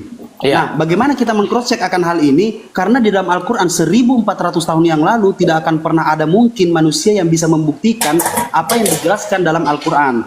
Contoh yang saya jelaskan kepada Bapak, ayat-ayatnya. Kalau Bapak mau baca silahkan. Nah, contoh seperti ini Pak, pembentukan janin dijelaskan dalam Al-Quran ada di surah Al-Mu'minun ayat 23. Di surah Al-Mu'minun ayat 13 sampai 14. Nah, perluasan alam semesta dijelaskan di surat Ad-Dirayat ayat 51 sampai 47. Begitupun juga dengan pemisahan langit dan bumi ada di surah Al-Anbiya 21 sampai 30. Dan juga perlindungan atmosfer ada dijelaskan di surah Al-Anbiya ayat 21 32. Kegelapan lautan dalam ada di surah An-Nur 24 sampai 40. Terus siklus air ada di surah Al-Mu'minun ayat 23 sampai 18. Terus apalagi penciptaan berpasangan umat manusia kan? Umat manusia diciptakan berpasang-pasangan. Ada di surat Az-Zariyat ayat 51 sampai 49. Keseimbangan ekosistem ada di surah Ar-Rahman ayat 7 sampai 9. Begitu juga dengan penjelasan tentang lautan berpisah tapi tidak air bertemu tapi tidak bercampur ada di surah Ar-Rahman juga dijelaskan. Terus besi dari luar bumi ada juga dijelaskan di surah Al-Hadid. Nah, itu kan semua penjelasan-penjelasan di dalam Al-Quranul Karim yang bisa kita pahami, sehingga bahwasanya bukan manusia yang membuat Al-Quran ini, tetapi sang pencipta alam semesta yang mengetahui umatnya seperti apa. Contoh, manusia di muka bumi ini sudah dijelaskan bahwasanya tidak akan pernah luput dari kesalahan, yaitu dosa. Oke, nah begitulah Allah Subhanahu Wa Taala yang mengetahui umatnya. Begitu juga dengan disiapkannya media-media pengampunan di muka bumi ini, bukan dengan mengorbankan satu manusia. Nah, kalau Bapak mau mengabarkan, kalau Bapak mau mengabarkan tentang kebenaran di dalam kitab Bapak atau Bible Bapak, tulisan-tulisan itu, nah silahkan Bapak jelaskan bagaimana kami bisa memahami tentang manusia Tuhan menjadi manusia. Kan begitu?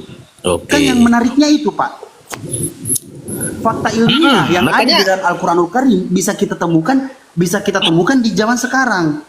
Begitulah perbedaan iman orang yang ketemu dengan Rasulullah, yang percaya dengan perkataan-perkataan Rasulullah tapi tidak ada bukti sains pada zaman itu. Nah, begitupun kami yang tidak bertemu dengan Rasulullah SAW tapi kita membuktikan dengan adanya sains di muka bumi ini. Begitulah kami beriman kepada Allah Subhanahu Wa Taala. Bisa menunjukkan dan bisa membuktikan secara langsung gitu loh.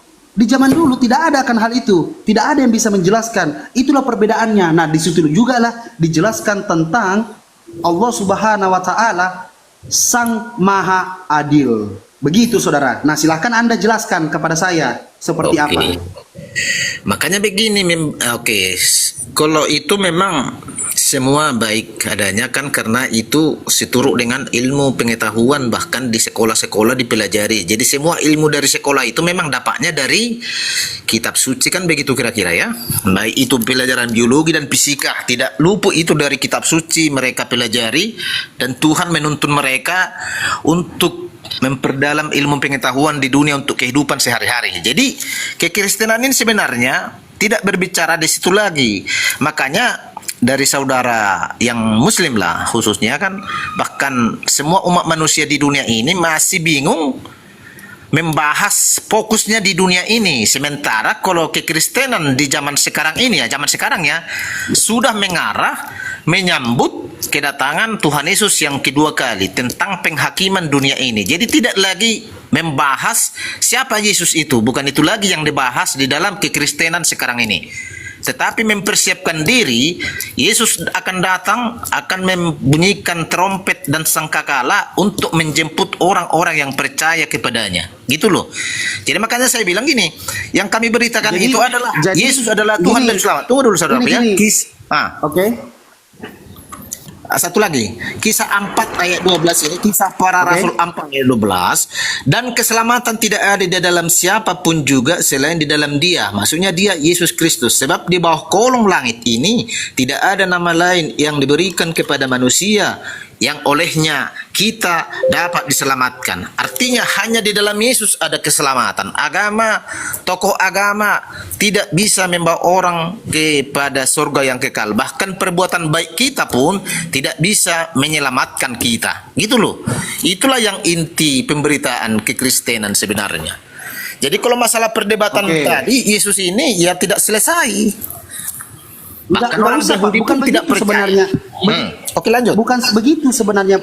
Nah, dalam perdiskusian itu sebenarnya bukan ini namanya Bapak pasrah. Karena apa? Bapak tidak mampu menunjukkan yang namanya kebenaran di dalam Alkitab. Karena apa? Karena Bapak langsung merujuk kepada kedatangan Yesus, Pak. Ingat, Pak.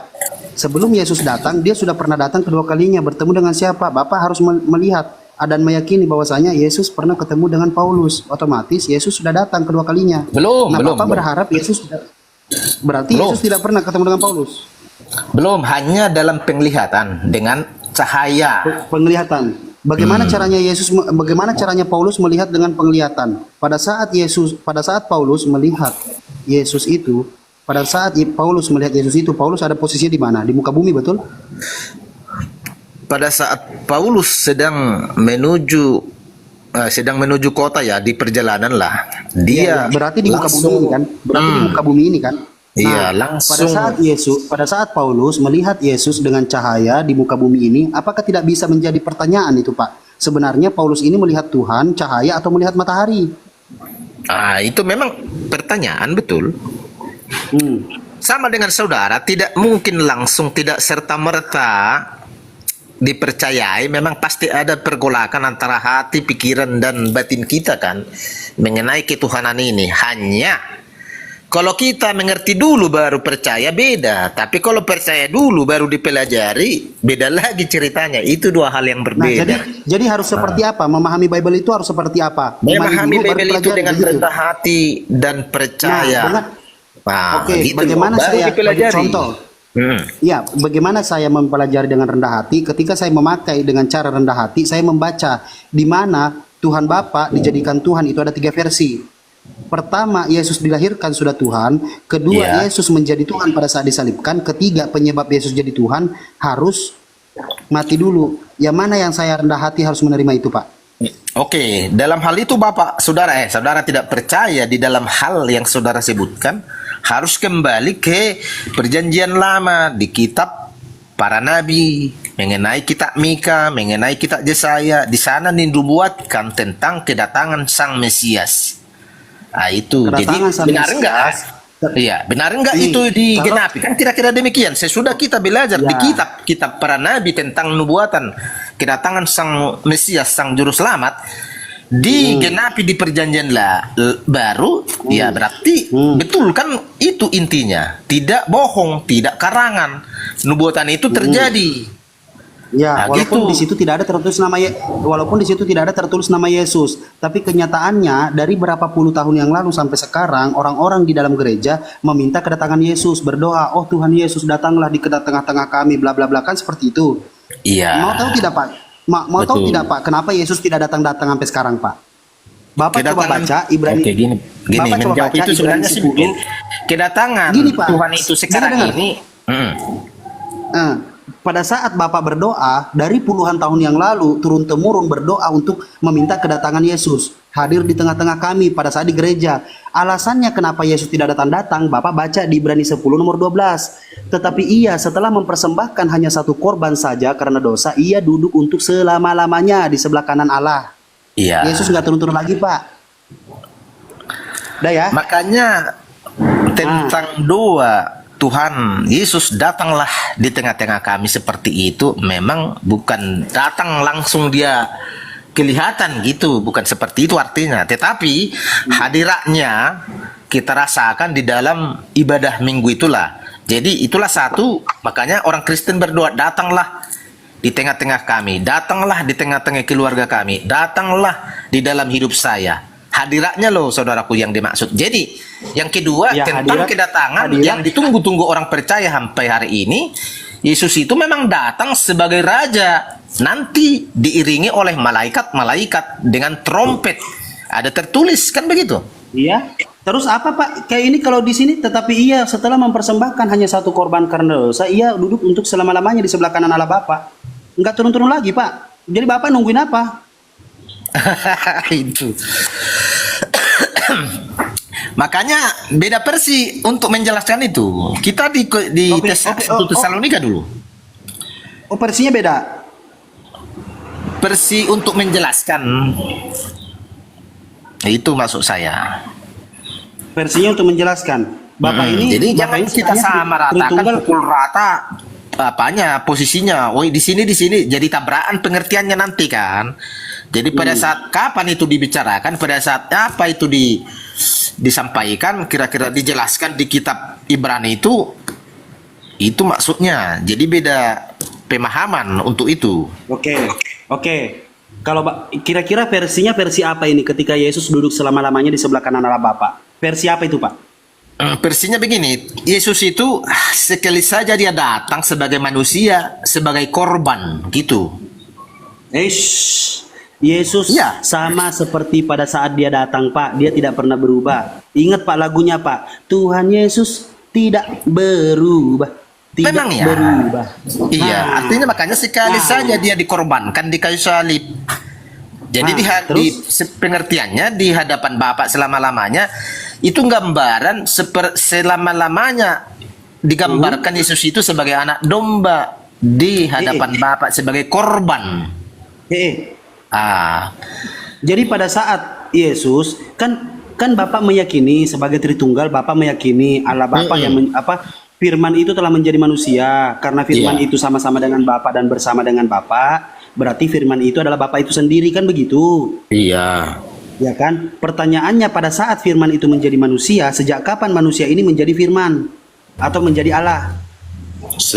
Ya memang manusia itu tidak bisa jadi firman, jadi manusia, Nah. ya tetap manusia. Izin Bapak, bukan tentang penghujatan, bukan tentang bagaimana kita membenci, tidak. Mempertanyakan sebagaimana manusia ini yang dikatakan Tuhan. Yang kita tahu, Yesus pada saat disalibkan, dia mengalami yang namanya lambungnya itu bolong, tangannya bolong, dan keadaan rambut gondrong, dan memakai baju seadanya. Pertanyaannya Pak, pada saat Yesus terangkat ke sorga, apakah keadaan tangannya masih bolong? Sedangkan dijelaskan bahwasanya Tuhan Yesus tidak berubah. Nah, gimana tuh Pak? Makanya gini saudaraku ya, ibaratnya Tuhan Yesus itu sebagai manusia yang di Filipi tadi ya, memang seperti manusia kita inilah dia keadaannya. Betul. Mengalami. Nah, pada saat dia duduk di sebelah kanan Allah Bapa, apakah keadaannya masih bolong tangannya?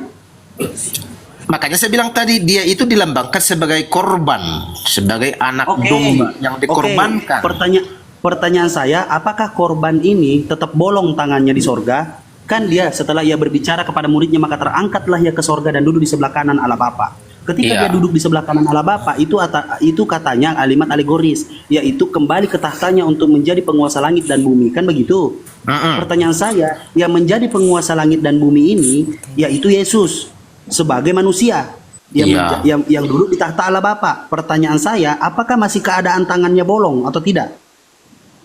Ya sebagai manusia tadi, sebagai korban, ya begitu.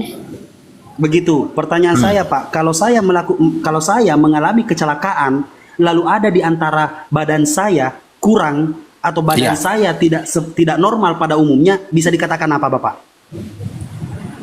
Cacat begitu ya? Betul sekali. Jadi Tuhan Bapak sempurna. Oh sempurna, siap.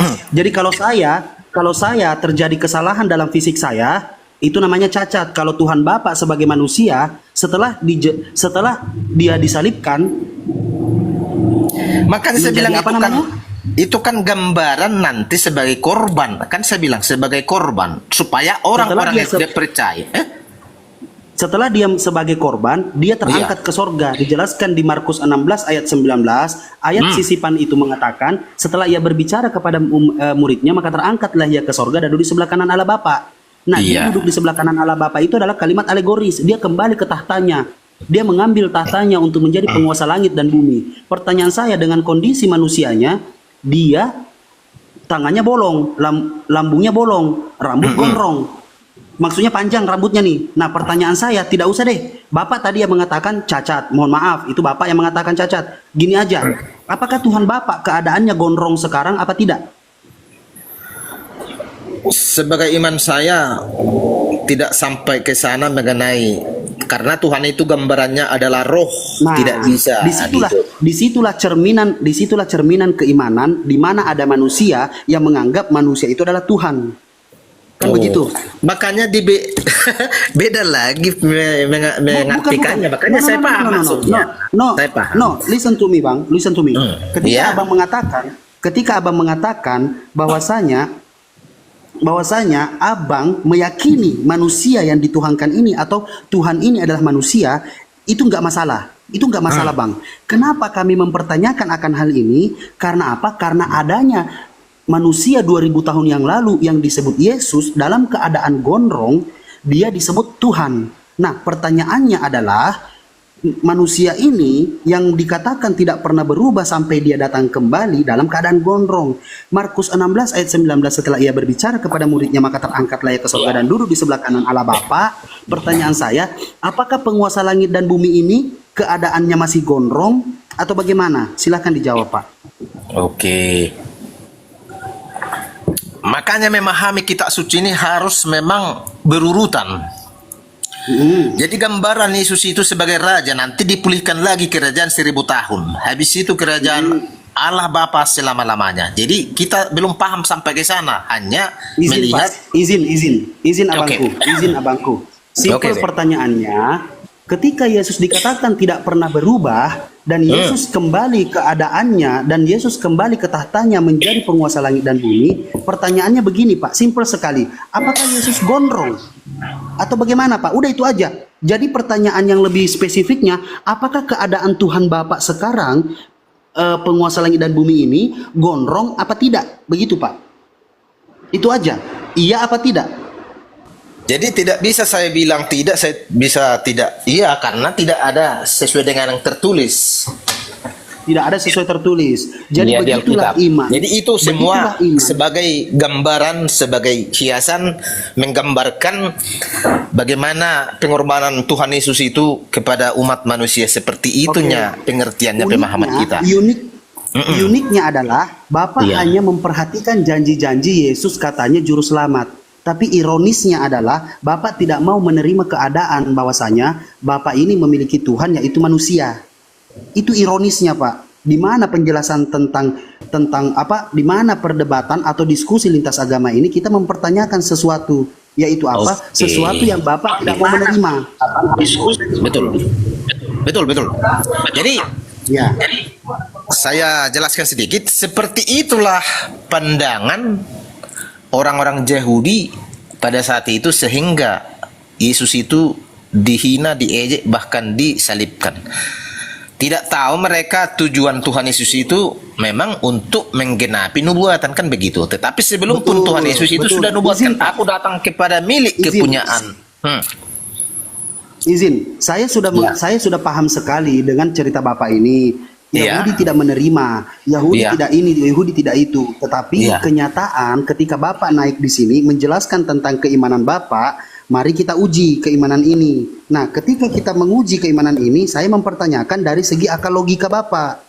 Ketika Bapak meyakini bahwasanya Bapak memiliki Tuhan, yaitu manusia, yaitu Yesus, bahkan Yesus itu digalir manusia dan dia kembali ke tahtanya untuk mengambil dan berkuasa untuk langit dan bumi, itu dalam keadaan, mohon izin, maaf kata, Bapak menerima bahwasanya Yesus itu dalam keadaan cacat. Nah, tapi kita nggak usah bahas tentang cacat ini. Yang dipertanyakan tidak seperti adalah, itu ya. Makanya saya bilang tadi tidak ada tertulis di Alkitab. Tidak saya bilang ya atau tidak gitu. Karena tidak ada tertulis, Bapak tidak mau mengucapkan akan hal itu. Tetapi yang namanya atas dasar logika manusia, ketika saya mengambil analogi, saya kecelakaan dan ada badan saya yang tidak sempurna seperti sebelumnya, Bapak mengatakan berarti Bang Rashid ini cacat. Betul kan? Nah, Ketika Yesus mengalami akan hal itu, Bapak tidak mau mengatakan akan hal itu. Kenapa? Pertanyaannya kenapa? Karena Bapak tidak mau menerima. Karena apa? Di dalam alam sadar bawah Bapak apa? Di dalam alam sadar bawah, di dalam bawah alam sadar Allah, pokoknya itulah. Nah, Iya. Bapak menerima. Bapak tidak mau menerima bahwasanya Tuhan Bapak merasakan atau mengalami akan hal itu. Gitu loh. Oke. Tidak Memang mau. seperti yang saudara pertanyakan, tertulis juga memang di Alkitab, sebagaimana muridnya tidak percaya kepada Betul. Yesus itu siapa. Itu namanya Thomas. Jadi sesudah Thomas berkata begini, saya tidak akan percaya sebelum saya mencucukkan jariku ke bekas paku yang di tangannya. Oke. Kan begitu. Oke. Bapak mau Padahal mereka itu di dalam ruangan yang tertutup. Tetapi tiba-tiba Yesus hadir di tengah-tengah mereka dan menunjukkan tangannya yang berlubang paku. Memang seperti itu. Hai Thomas, tunjukkanlah jarimu ke lubang paku yang ada di tanganku. Baru ditunjukkan, diapakanlah, ditekankan. Apa kata Tuhan Yesus? Kamu karena melihat baru percaya. Baru ayat selanjutnya. Tetapi berbahagialah orang yang percaya sekalipun mereka tidak melihat. Ini. Betul. Ini sebenarnya Nah, persoalannya. betul. Jadi artinya begini. Sekarang pertanyaannya. Jadi banyak orang nanti percaya sesudah kedatangannya. Oh benar ya, dia Tuhan yang disalibkan. Gitu akhirnya. Tapi sayangnya Oke, sudah dengan terlambat. keadaan Gitu loh. Dengan keadaan apa, Pak? Dengan keadaan apa? Dengan keadaan rambutnya masih gondrong dan fisiknya tidak lengkap seperti dia pada saat lahir. Begitu maksudnya? Saya tidak tahu menjelaskan sampai ke sana, tapi sesuai dengan kitab suci, di kitab itu ditunjukkan kepada si Thomas. Tahan dulu, Pak. Tahan dulu. Iya, tahan dulu, Pak. Pertanyaannya begini, Pak. Kenapa Bapak tidak mau menjelaskan sampai di situ? Kenapa? Kenapa Bapak Karena tidak mau ada masuk yang sampai di situ sedangkan karena tidak ada rujukannya di Alkitab. Oke, tidak ada rujukannya dalam Alkitab, tapi Iya. secara logika manusiawi, secara logika manusia dan logika Bapak, saya yakin Bapak orangnya berpikir. Ya kan? Ketika Bapak mengatakan bahwasanya saya kecelakaan ketika ada badan saya yang tidak normal lagi, itu bisa dikatakan cacat. Kan begitu? Iya. Nah, tapi saya tidak mau mengambil kata cacat itu. Kita ambil saja, Pak, dengan kondisi rambutnya yang gondrong. Nah, dengan kondisi rambutnya yang gondrong ini, ketika Yesus datang, apakah dalam keadaan gondrong atau tidak? Bapak bilang tidak ada tertulis. Nah, di sini bukan tentang pertanyaan lagi, Pak. Di sini bukan tentang pertanyaan lagi. Tapi yang Bapak katakan tadi dengan iman Bapak, kenapa iman Bapak menolak kebenaran? Yaitu apa? Bapak memiliki Tuhan, di mana Tuhan ini dicerminkan pada saat sosoknya di dunia ini dalam keadaan gondrong, tapi Bapak tidak mau mengakui bahwasanya Tuhan Bapak sekarang ini keadaannya gondrong. Itu, Pak, maksudnya, Pak. Kalau Bapak mau mengambil dari sisi keimanan. Iya. Dalam sisi memahami tentang gondrong atau Makanya tidak saya gondrong bilang ini. tadi, memang Yesus itu sebagai gambaran mengambil rupa dalam seperti manusia, kan begitu. Jadi jelasnya sejatinya Tuhan Yesus juga sudah mengajarkan akan tiba saatnya menyembah Tuhan di dalam roh dan kebenaran, karena Tuhan itu adalah roh. Gitu loh. Nah, kalau Bapak mengatakan Tuhan itu adalah roh, Tuhan yang mana lagi, Pak? Apakah Allah Bapak ini adalah roh? Iya betul. Betul. Penjelasan tentang roh ini saya jelaskan kepada Bapak sedikit, yaitu apa? Di mana penjelasan roh itu ketika roh ini bekerja dan manusia ini melakukan segala sesuatu di luar dari kebiasaan manusia pada umumnya, itu bisa dikatakan kerasukan. Nah, berarti Yesus kerasukan Tuhan. Begitu maksudnya, Pak? Itu kalau saudara menafsirkan begitulah kira-kira, tapi saya tidak seperti itu mengartikannya. Nah, kenapa tidak seperti itu? Karena terlalu aneh dalam pikiran Bapak. Sebenarnya pikiran Bapak ini berpikir orangnya, tapi terlalu aneh. Cuman kenyataannya begitu, Pak. Resikonya apa? Itulah resiko mentuhankan anak manusia. Itulah resikonya ketika manusia ini dianggap Tuhan. Itu resiko yang mutlak, Pak. Salah. Makanya kita harus seturut dengan Alkitab loh. Kita harus memahaminya tidak secara manusia. Tidak gini. Huruf-huruf Alkitab menuliskan begini, huruf-huruf itu mematikan. Tidak ada faedahnya kalau kita mengartikannya secara daging dan logika manusia, kan begitu. Tetapi firman Tuhan itu hidup dengan Roh Kudus. Kita bisa mengerti dan memahami. Jadi makanya kalau tanpa Roh Kudus seseorang tidak bisa memahami ketuhanan Tuhan Yesus. Jadi sampai kapan pun perdebatan akan Oke, pertanyaan sederhananya, memang sederhana pertanyaan saudara. Sampai kapan pun saudara bertanya seperti itu, sampai saudara kalau bisa bertemu dengan Tuhan Yesus baru saudara sadar, kan begitu Betul kira-kira. sekali, Pak.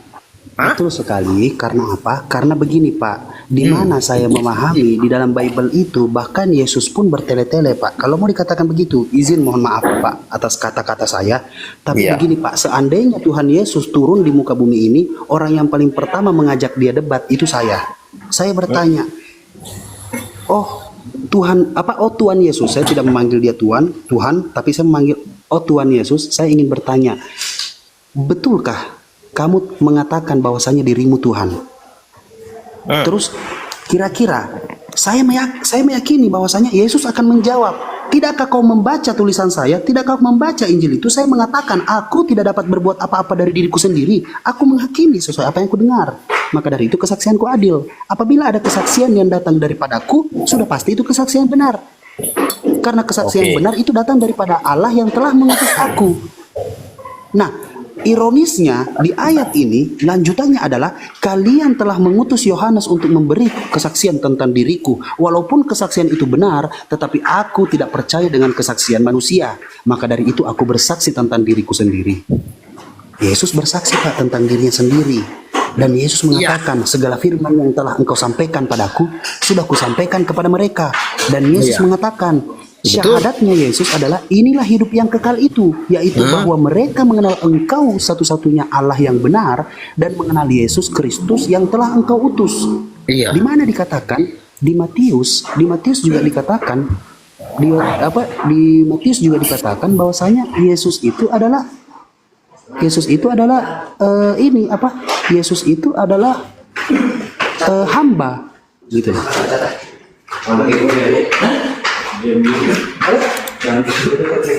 Jadi kalau Bapak mau mengatakan akan hal yang lain dengan tentang Yesus kemanusiaannya, kedagingannya, keilahiannya atau keapaannya itulah, ya itu resikonya, Pak, gitu loh. Bapak sebenarnya sudah jelas-jelas memahami apa yang saya katakan, tetapi apa? Karena iman yang tidak mau mengakui akan hal kebenaran itu, sehingga Bapak membatasi diri untuk mengiyakan akan hal itu. Seperti itu, Bapak. La ikraha fiddin, tidak ada paksaan bagimu untuk beragama. Tetapi tidak perlu berlebihan untuk menempatkan atau tidak perlu menjadi seorang Islam untuk menempatkan Yesus pada tempatnya. Ketika Yesus berbicara, percayailah Yesus.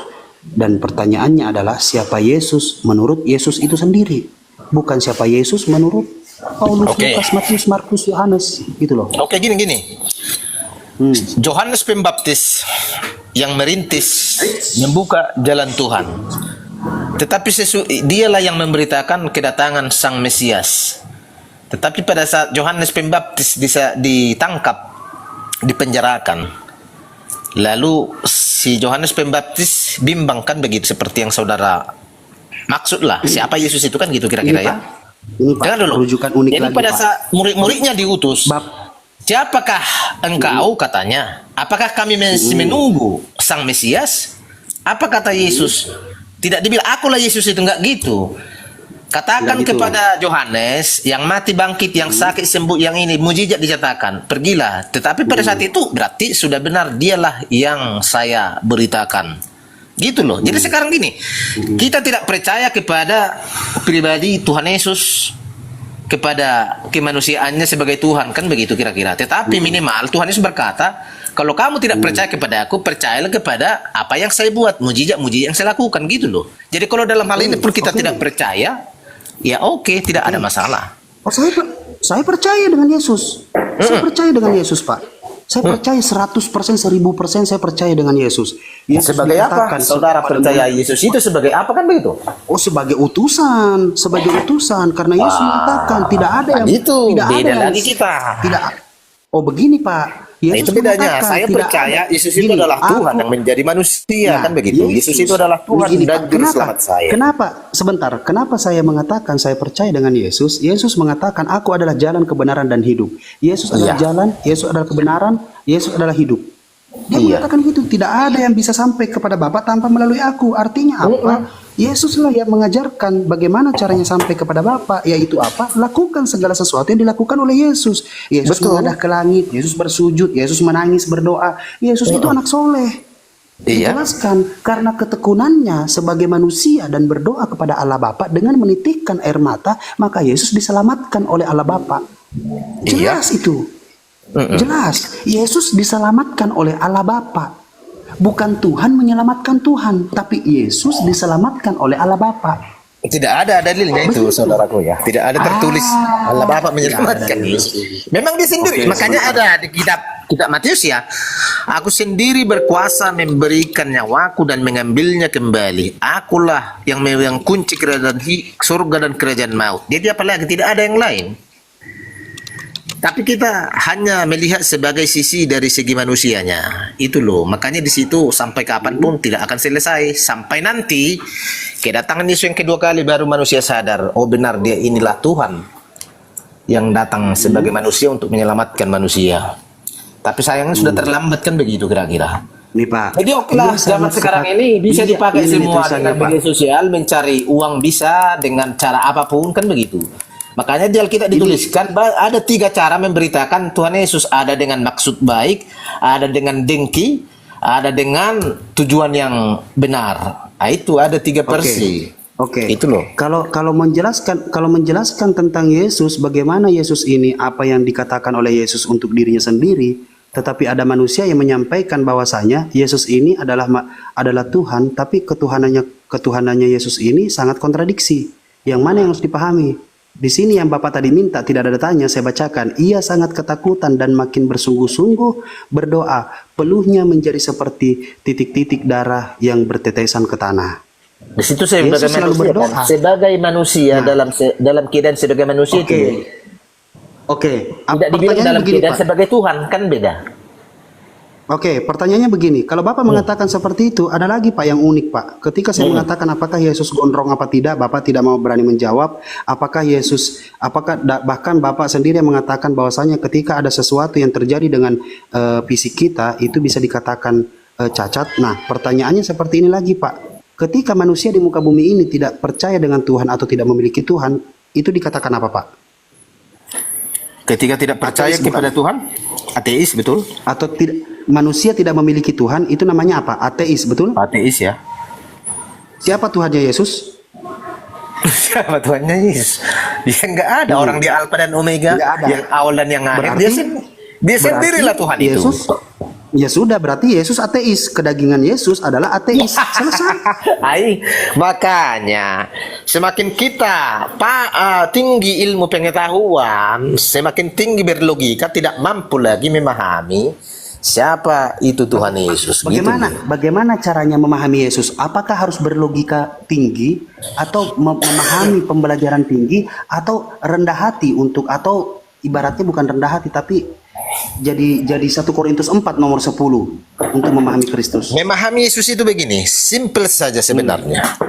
Ya. Roma 10:9.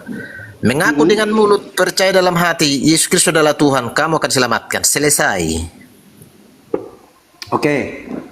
Dengan ayat seperti itu Bapak percaya dengan hal itu. Berarti Bapak memiliki yang namanya imani saja, iman buta, kan begitu. Tidak perlu berpikir tentang Yesus ini seperti apa. Intinya adalah mengaku dengan mulut Yesus Tuhan, lalu percaya dengan bla bla bla bla, habis itu selesai, kan begitu.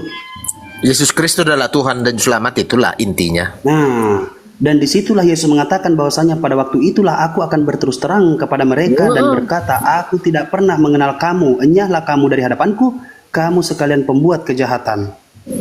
Karena setiap orang yang berseru kepadanya Tuhan, Tuhan, dan bernubuat demi namanya, dan melakukan mujizat demi namanya, Yesus tidak mengenal orang-orang seperti itu. Siapa yang melakukan itu? Jangan dipelesetkan. Karena apa? Karena ketika sesuatu yang tidak bisa Karena sesuatu yang tidak bisa diterima adalah ketika kontradiksinya dalam keimanan Kristen, tetapi ada ayat yang mengatakan akan hal seperti itu, kalian harus memutarbalikkan fakta bahwasanya itu bukan untuk kami, itu untuk Tidak, orang-orang loh. yang bernubuat tapi tidak percaya, bla bla bla bla bla bla bla bla bla. Tapi ironisnya di sini adalah kalian semua, dan aku akan berterus terang, enyahlah kalian daripada hadapanku. Kalian Iya. itu siapa? Apakah orang nanti yang ketemu dengan Yesus, yang datang kepada Yesus hanya orang berkelompok-kelompok, cuman 10 orang, 20 orang, 100 orang? Tentu tidak. Ada jutaan orang yang akan berkumpul Iya. menemui Yesus. Mau itu yang jahat, mau itu yang baik, mereka tidak tersusun rapi. Tetapi apa yang dikatakan Yesus? Enyahlah kalian dari hadapanku, kalian semua pembuat kejahatan. Pembuat kejahatan, Kata ya. Yesus. Tapi intinya satu kalimat satu kata ada di situ. Bukan semua orang yang berseru-seru kepada aku Tuhan, kan begitu ya. Jadi artinya semua orang, bukan semua orang mungkin mengaku Yesus adalah Tuhan, tetapi Loh, bahasa tidak apa itu Pak? menghasilkan Bahasa apa buah. itu Pak mungkin? Hmm? Sebentar. Bahasa apa itu mungkin? Apakah Bapak ragu dengan ayat ini? Kok Bapak Bukan. mengatakan mungkin? Mungkin maksud saya mungkin bukan itu mungkin ya. Setiap orang begini, orang yang percaya kepada Tuhan Yesus Kristus belum tentu hidupnya sepadan dengan apa yang diperintahkan oleh Tuhan Yesus gitu loh. Oke. Bila percaya oke. kepada Tuhan Yesus, dengar dulu saudaraku ya. Tapi Percaya kepada Tuhan Yesus. tapi Ya. logikanya adalah fakta di sini menjelaskan bahwasanya aku akan berterus terang kepada mereka. Mereka itu siapa? Makanya Gitu loh. saya bilang mereka itu orang-orang yang berseru dan memanggil dan percaya kepada Yesus Kristus adalah Tuhan. Tetapi Nah, pada saat di akhir zaman, apakah Iya. orang ketemu dengan Yesus itu berkelompok-kelompok? Tentu tidak. Orang-orang akan tidak akan pernah rapih, Pak. iya. Ketika orang-orang ini bertemu dengan Yesus bergerombolan, bahkan jutaan manusia, ratusan juta manusia yang berkerumun mencari Yesus, lalu berkata, Tuhan, bukankah kami yang berseru kepadamu Tuhan, dan bukankah kami bernubuat demi namamu dan bermujizat demi namamu? Dan Yesus mengatakan, pada waktu itulah aku berterus terang kepada mereka, enyahlah kalian daripada hadapanku. Enyahlah kalian dari hadapanku. Iya. Aku tidak mengenal kalian semua. Makanya Kalian tembok kejahatan semua. loh yang diusirnya, sekalipun orang percaya kepada Tuhan Yesus, tapi hidupnya melakukan kejahatan, itu yang dimaksud. Makanya bukan semua orang berseru kepada aku katanya kan. Jadi orang yang berseru kepada Tuhan Yesus itu harus hidup di dalam kebenaran, jangan lagi melakukan kejahatan itu loh. Oke, terus apakah ketika ada orang yang bernubuat demi nama Yesus itu sebuah kejahatan? Tidak, tetapi habis itu ibaratnya gini. Ibaratnya gini, saudara enyahlah ya. kalian daripada hadapanku, enyahlah kalian daripada hadapanku. Kenapa Gini. Yesus tidak memilah ini? Gini, biar lebih simpelnya, contohnya. Setiap pendeta pasti mengajari jemaatnya kan begitu kan tentang Tuhan Yesus. Dan pendeta ini berdoa kepada orang sakit. Pendeta ini bernubuat di dalam nama Yesus kepada orang-orang. Begini akan terjadi, firman Tuhan berkata. Tetapi si pendeta ini di gereja dia memang melakukan firman Tuhan, tapi di luar sana melakukan kejahatan atau perselingkuhan. Itu yang dimaksud. Kenapa Yesus tidak mengatakan untuk kalian orang-orang yang munafik bernubuat demi namaku, tetapi kalian tidak beriman kepadaku, enyahlah kalian dari hadapanku? Tidak, Yesus tidak mengatakan itu. Tapi kalian semua pembuat kejahatan. Iya, pembuat kejahatan kan? Bukan karena memanggil Yesus membuat kejahatan. Tapi dia memanggil Tuhan Yesus tapi tetap melakukan kejahatan. Jadi mempermalukan Tuhan Yesus sendiri kan begitu kira-kira. Kira-kira ya Pak ya, kira-kira ya. Memang itu pastinya. Pasti apa kira-kira Pak? Pasti. Oke. Jadi seperti saudara lah, ibaratnya saudara gini lah. Kejadiannya begini. Saudara itu ibaratnya seorang yang alim kan, begitu kan, mengajari orang di pesantren segala macam kan. Tetapi di luar itu saudara melakukan kejahatan, itu yang dimaksud. Tidak seturut dengan akhlak saudara. Itu makanya di situ pembuat kejahatan. Padahal kau memanggil namaku, padahal kau bernubuat demi namaku, tetapi kau melakukan kejahatan juga. Apa ini? Kan kira-kira itu maksudnya. Saya mau sholat dulu. Mbak Mita, Oke, mau sama editor. saudaraku, saya juga izin dulu, saya mau kerja ya. Terima kasih Bang. Oke, terima kasih. Bang. Ya, semangat Terima kasih. Abangku. Oke, salam NKRI. Tuhan Yesus memberkati. Salam Shalom. NKRI.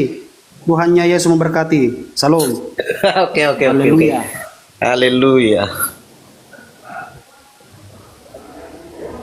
Bang Antoni bangun sama Bang Ini Nara. Imrus mana nih? Bang Imrus, Bang P, dan Bang Miftah. Saya mau sholat dulu. Iya. Ya, lanjut Pak Miftah, izin. Terima kasih banyak. Iya, silakan. Host, terima kasih banyak semuanya. Assalamualaikum warahmatullahi wabarakatuh. Waalaikumsalam warahmatullahi wabarakatuh. Bang Anton, Ya, halo. selamat sore Bang Anton. Selamat sore, Dinda. Mau diskusi? Diskusi apa? Ya, tadi typingnya gimana di bawah? Iya kan orang-orang pintar semua. Para pengikut Nabi Muhammad ku bilang udah tahu kitab orang lain. Nah, gitu kan positifnya ku bilang kalian hebat-hebatnya semua dengan penafsiran opininya semua kan. Kami ini bukan hebat, Kang Anton. Kami ini bukan pintar. Tapi kami ini mengatakan sesuai yang ada.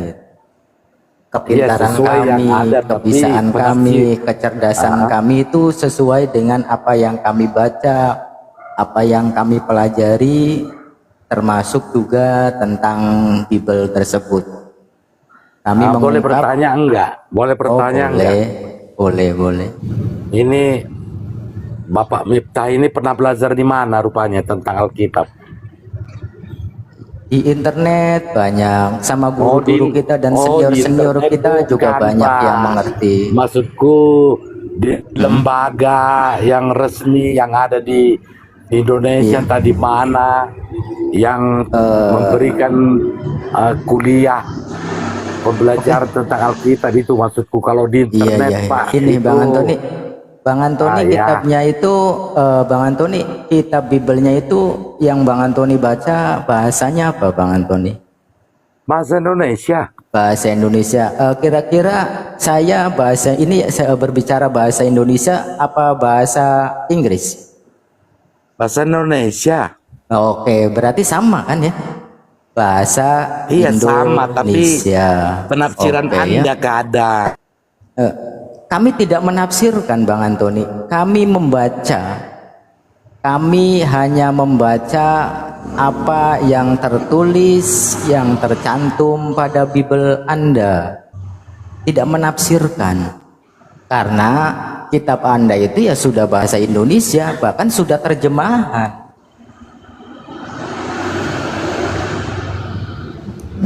Saya pastikan dulu, yakin nggak? Oh, belum apa-apa, udah terjun. Tadi typingnya itu ini apa? Untuk hari ini komalnya Bunda dari jam 12 sampai jam 4 itu orang yang tumbang.